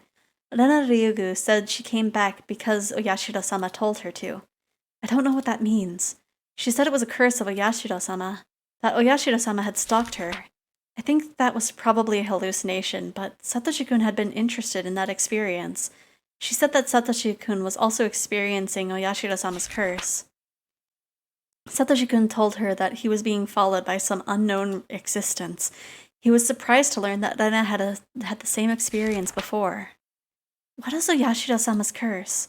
Why did Rena and Satoshi-kun have similar experience? I believe that means that somebody put them under surveillance. Somebody must be spying on the next victim of the curse. Since Rena and Satoshi-kun both blindly believed in Oyashiro-sama's curse, they interpreted it as Oyashiro-sama's presence. If paranoia kicked in, they'd feel as if they were experiencing paranormal phenomena. Judging from what Rena said, it seems that Satoshi-kun had been put on surveillance since long before Wata Nagashi. So, one question comes to mind. Why were they watching Rena? I'm assuming that the surveillance was placed on victim to be of the year. If so, I don't understand why Rena went through it. Why did they watch her, even though she was living so far away? If she was considered somebody who abandoned the village, I could understand, but she didn't fall victim in the end. Maybe she was forgiven because she came back to Hinamizawa? I guess she still knows something I don't. The big mysteries that Shion is trying to solve. Satoshi-kun looked terrible. When he went home, he had to mediate a fight between Satoko and their aunt. He became mentally exhausted. He went to work every day. He became physically exhausted. He no longer communicated with his classmates. He either slept on his desk or was gone somewhere during lunch break. He used to be really gentle. It was painful to see him suffering like that. On top of that, he was dealing with the curse of Oyashiro-sama. He must have been completely, totally, and absolutely exhausted. That curse was a form of surveillance by those planning to victimize Satoshi-kun that year. That means that the other victim was in the same situation. Satoshi-kun's aunt had also been watched. Did she notice any presence? What about the others? Did the victims of the previous incidents also experience it? I need to investigate the facts in order to prove the curse on Satoshi-kun was actually just surveillance. Is it surveillance? Paranoia? Or really the curse? We'll never know. Okay. Do a save, and we'll probably have to quit in the middle of it, but I don't want to end quite yet, so going halfway into this chapter, and my model just wiggles. President, if you could. For a moment, I forgot the class president was me. All rise! Looks like you didn't get enough sleep. I know it's been very hot at night lately, but try to get as much sleep as you can. All right, everyone? Yes, ma'am. I'm not sure this place can be called a school, because there are so many different age groups. It's like a kindergarten and elementary school blended together. Since I heard already about what this place was like, I didn't feel that uncomfortable. It wasn't too difficult to act like Mion here. As Sis told me, Satoshi-kun looked exhausted. I said hi to him, but he ignored me. Since I knew what he's been going through, his pain looked apparent to me. I was interested in another person in this classroom. Satoko, Satoshi's little sister. She looked as worn out as Satoshi-kun, motionless, like an abandoned doll. Everybody in this room was aware of their circumstances, but nobody could do anything for them. So they just acted as though nothing was wrong. Mion would only let me have this one day. If I slacked off even a little bit, today would be over with quickly. I had to figure out what I should do with this limited time. I should probably talk to Satoshi-kun. About what? Anything goes. Cheer him up, sympathize with him. Anything will do. More than anything, I just wanted to chat with him. However, Sis had told me. She said Satoshi-kun didn't communicate much with her lately, and had distanced himself from her. I figured I shouldn't talk to him too casually. I wanted to, but maybe it was better to leave him alone. I needed to keep Sis's warning in mind, but instead I decided to ignore them. Hello, Lisa. How you doing? I looked for Satoshi-kun during lunch break. He was walking as if looking for a place where he could be alone. I caught him in the hallway. Satoshi-kun. He turned around, startled by my voice. His facial expression surprised me. He was scowling, clearly a sign of rejection. But I couldn't hesitate. I'd lose my only chance if I did. Hey, how are you? He gave me a look as if saying, do I look fine to you? I never expected to see an expression like that on his face. Well, how are you? I'm doing good too. I felt like my heart was being torn into pieces. As I looked down, he spoke to me. I felt a little glad, but the next thing he said changed that. I'm fine. Is there anything else? I'll get going if there isn't. Because I want to be alone. Okay. I guess you're tired from work. I'm sure you want some time to yourself. You're working today too, right? Where at? Sis had found several jobs for him. He worked at a few different places. He was helping out when necessary at any of those shops Mion introduced him to. As a result, he constantly had to do different tasks in a different environment almost every time.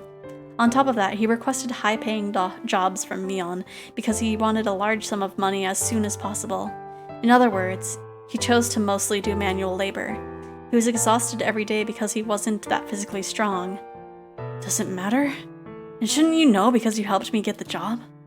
Mion did help him get the job, yet Satoshi-kun didn't look thankful for that opportunity. This wasn't like him at all. He made me feel sad. You're right. Sorry. Is that all? He sounded so harsh. Why was he being like that? Would he even stroke my head again? Oh, I couldn't help my tears. They flowed onto my cheeks. Satoshi-kun looked confused for a moment, but then he frowned again. Sorry. The coach said he wanted you to come back to practice. Oh wait, that was us. I told him I quit, so I won't be going back.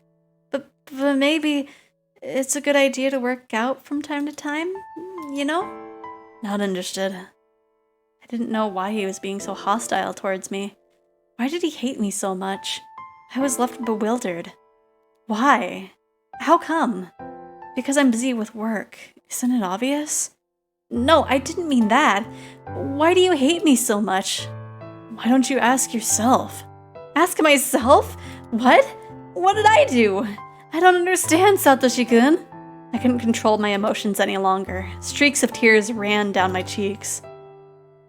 Satoshi-kun gave me a hateful glare, and I walked away without saying another word. I couldn't even stop him. If I tried, he'd hurt me again with another cutting remark. I couldn't bear that, so I just watched him walk away.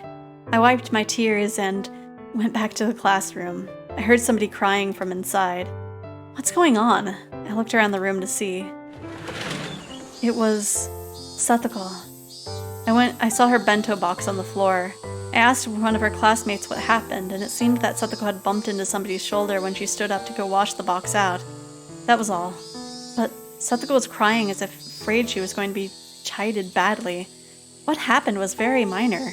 She could just pick up the bento box and things would be fine. Yeah, we got friend-zoned. It's very sad. It looked like the lid came off a little loose, but it was definitely fixable. She didn't have to cry like that. Yet Satoko began begging through her tears. Help! Help me, Day! Ah! Let me see, let me grab my automaton for the classic Satoko cry. Let me see. Because of what happened with Satoshi-kun, I couldn't suppress my emotions very well. So, instead they exploded. I stormed up to Satoko while elbowing her classmates aside. I grabbed her by the head, then threw her into the wall. Oh my god! Satoko screamed. She didn't seem to understand what had happened. She was shedding tears and shivering. She must have wondered why I did that. Do you know why I did that? Help! Day! Satoko cried for her brother's help again. And so, I grabbed her head and threw her again. Why are you throwing? Satoko stumbled and crashed into a desk. The desk fell and the contents of the drawer scattered about. Satoko didn't even stand up. She just crouched and trembled while looking up at me. Help!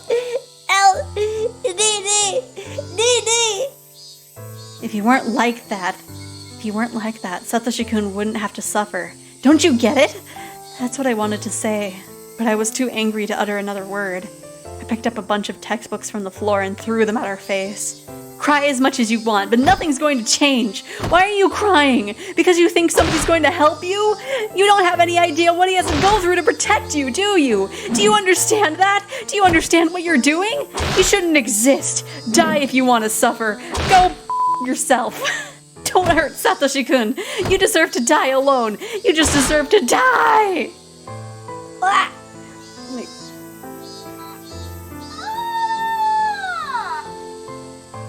I'm glad they fixed the relationship in the future, though, but, like, still.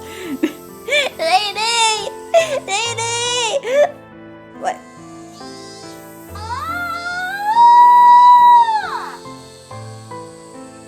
Her desperate cries only increased my irritation.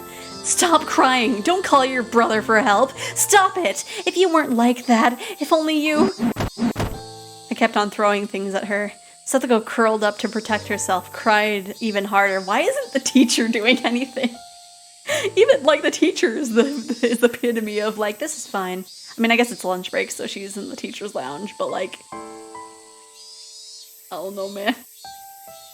At that point, a girl with long hair ran up and huddled over her. I knew who that was. Rika Furude, one of Satoko's only friends. Please don't hurt her. She's in a poor situation, so please don't hurt her. It doesn't matter how pathetic she is. She shouldn't rely on Satoshi-kun all the time. Stop spoiling her. Satoshi-kun has to suffer so much because of her. No! Stop! Don't hurt her! Oh, that was Rika. Rika also became the target of my anger. I'm trying to teach her something here. If you keep getting in the way, I'll crack your head open. I grabbed a chair and lifted it over my head. It wouldn't hurt only a little if I threw this thing at them. Rika tightly closed her eyes and covered Satoko with her body. I didn't care what the consequences would be. I didn't care if I hurt them. Stop! Mi-chan! Rena returned to the classroom and shouted at me. Then, Satoshi-kun rushed in while pushing Rena aside. Seeming to have grasped the situation immediately, he charged straight at me. Until my body had hit the locker, I didn't understand what had happened. There was a loud crashing noise. It had left a dent in it. I crouched there in pain. Satoko, are you alright? They.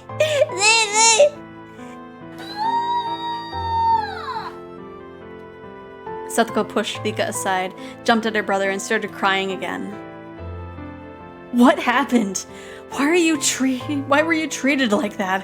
Why? I didn't do anything, but Mio-san, she suddenly...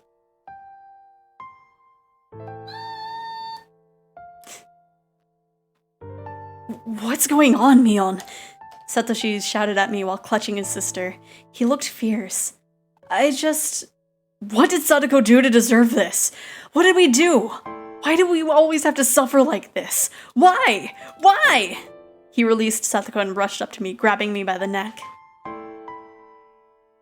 You said that I should ask myself, didn't you?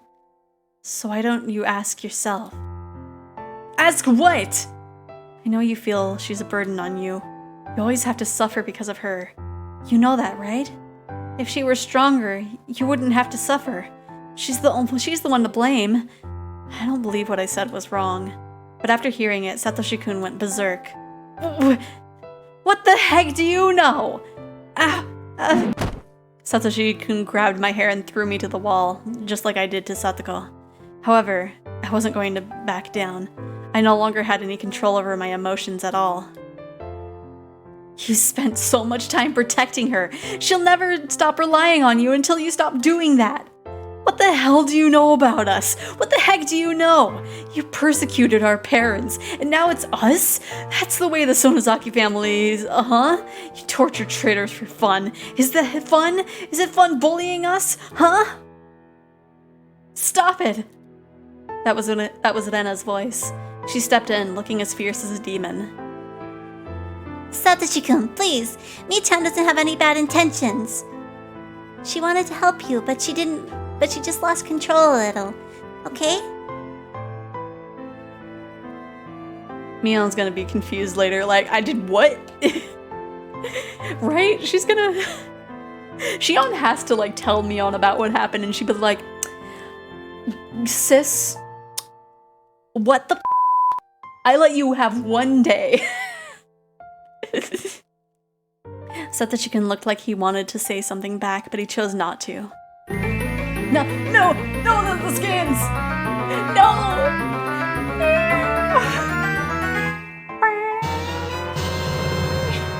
I have a weird expression on my face. I don't know how to describe it, really. You too, Mi-chan.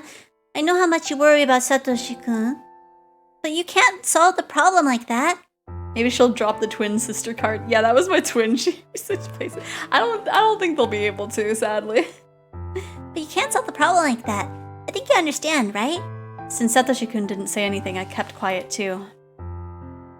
Here, Satoko-chan. You don't have to cry just because you dropped your bento box, alright? Do you feel better now? Satoko, I'll pick up the bento for you. Vika started picking up the bento box while its owner continued to cry. Welcome back! What did you get from Panda Express? Did you bring me orange chicken? Guys, can you help us clean up? The teacher will be back from the vegetable garden soon. This quarrel is over, so you don't tell her about it, okay? My classmates looked at each other and nodded, then started picking up the stuff on the floor. Here, Satoshi-kun, Mi-chan, why don't you guys shake hands as a sign of reconciliation? I think I probably said the wrong word, but that's okay. I'm not gonna worry about it. Sorry, I didn't mean to do this. Tears started to roll down my cheeks again. I'm sorry, too. You have nothing to do with our family situation. I'm sorry. Pardon me. Okay, Mi-chan, why don't you apologize to Satoko-chan now? Oh, hello, Flamin' Rhythm. How you doing? I was fine with apologizing to Satoshi-kun, but I didn't want to apologize to her. But the situation wouldn't be settled otherwise, so I reluctantly apologized.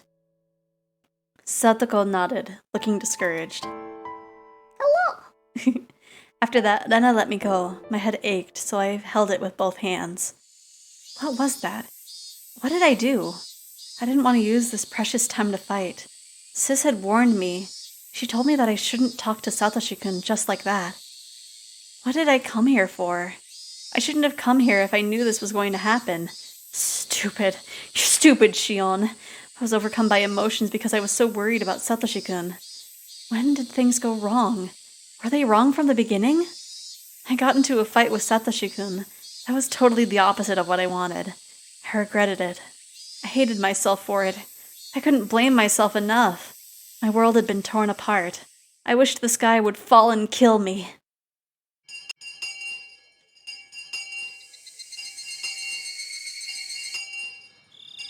Sis sounded both amazed and confused.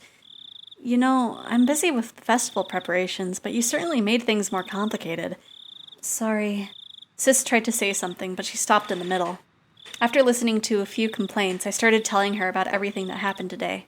Sis had to pretend that the trouble I caused today with her was her responsibility, which must have been very taxing for her. So I won't get the chance to trade spots for a while? Hey, I think you should be more aware of the hassle I have to go through. Yeah, you're right.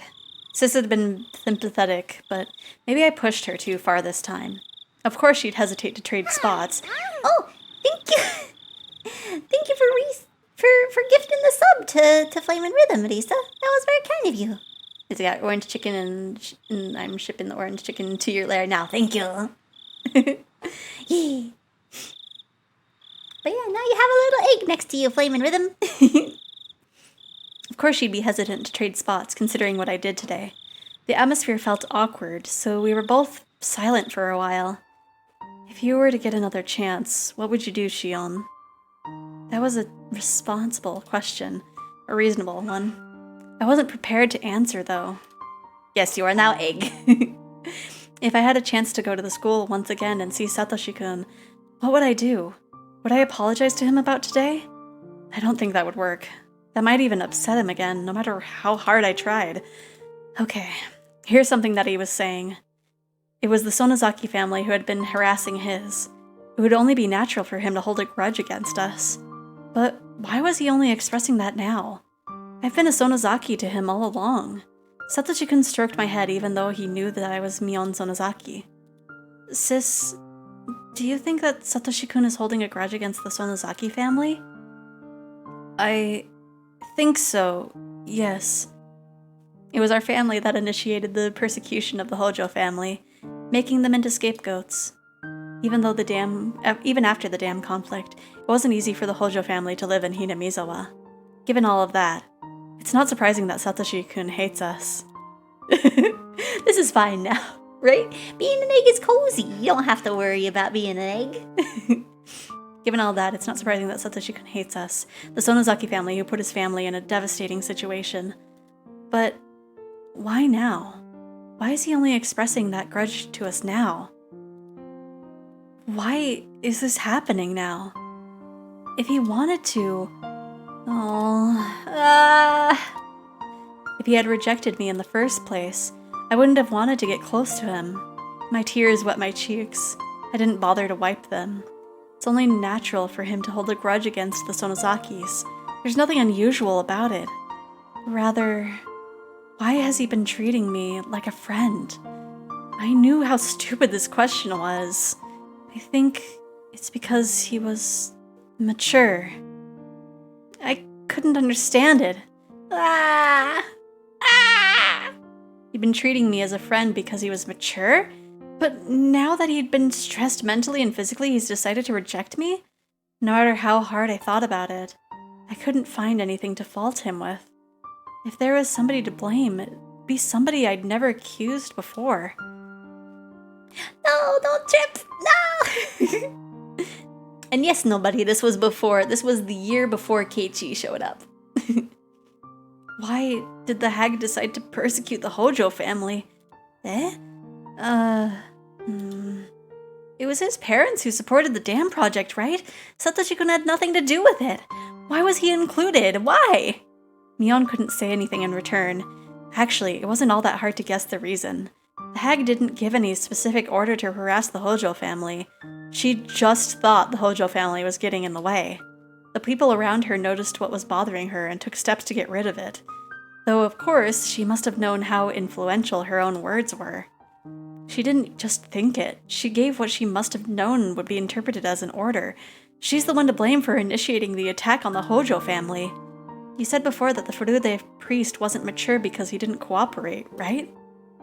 Is this the same scenario? The Hojo family wasn't mature because they didn't act in accordance to the other villagers? That's why the hag decided to punish them, isn't it? Mion couldn't say anything in return, meaning that my accusation was the truth.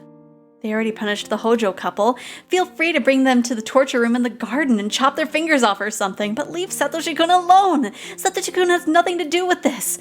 What did he do to deserve this? What did he do wrong? Answer me! Answer me, Mion! Mion! Very well. Please take care of the matter. Goodbye. Mion suddenly changed her tone and hung up. She must have done that to escape from my questions. I was furious. No! No! Quick, Majima, save Flaming Rhythm! They need to not be cooked. No! Crimson, this is a very situation. This is a very serious situation. This is a very situation. It's a very situation. I started redialing the number, but then I remembered that we decided she'd hang up on the phone after using the phrase when she hung up, when she saw the hag coming. I doubted she actually saw the hag, but it was the rule, so I couldn't call back for a while. I went to the bathroom to wash my face and cool down. I turned the faucet. The water felt lukewarm. It didn't help me cool down at all. Not with that face, no! I'm disgusted by my own childishness. I just wanted to fill my void. I didn't care about him, considering that Satoshi-kun was very generous, but I don't know if I can forgive Satoko. That's a different story. Man, everybody's going through so much. All the time. I know it's hard to have a serious situation with that face, but still. Okay. This is a good spot to save and save the rest for tomorrow. Cause it's about time that I gotta go and head off. So let's go over to the just chatting screen, and that is I pressed the wrong button. I will have to delete that. I accidentally did a clip instead of doing the right thing. Oops, it's too late. No. Okay, let's see who is streaming today. I don't even have Twitch open. Let's see. No! Ooh, we got a cozy horror night thing. We want to do that? We haven't. Oh, why? Oh, that's why. Anyway, you can see. You can see the temporary chat box. Where is it? I don't even know. Anyway, I guess you can see my Twitch.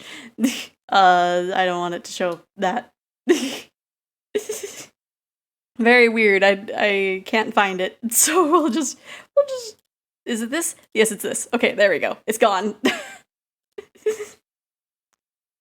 Cerberus. Where was Cerberus? Let's see. Ooh, but that person is just going live. What they doing? Let me mute. Oh, they're playing Fate. Let's see. I think raiding Alphana will be a good idea. You had 3 eyes. No, not again, no! You found out the timing! This is a purpose. Man. Okay, so yes, we shall raid Alphana because she is doing some cozy horror story nights, which is fun, and we haven't raided her for a while. So let's see. We'll do Oyashiro-sama's dragon, I think. Oyashiro-sama's dragon. Let me see. We'll go with. I was about to choose Peak, but that's a tier 2. We'll We'll do a wave. I think a wave is good. So there is the raid message. If you are not subbed, you feel free to use any emote that you have at your disposal. And I will see you guys tomorrow at noon. I am excited and nervous because I'm pretty sure tomorrow we're gonna see the nail scene. I don't remember when it shows up, but I feel like it's gonna show up tomorrow. So be prepared. But yes, let's go. No. How dare you?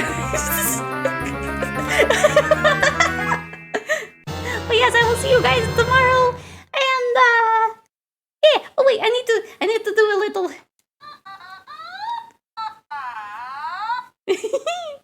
Bye. See you guys tomorrow. Bye.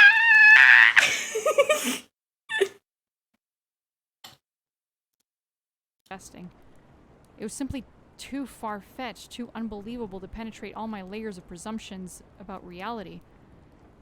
It couldn't be. It just couldn't. Hence,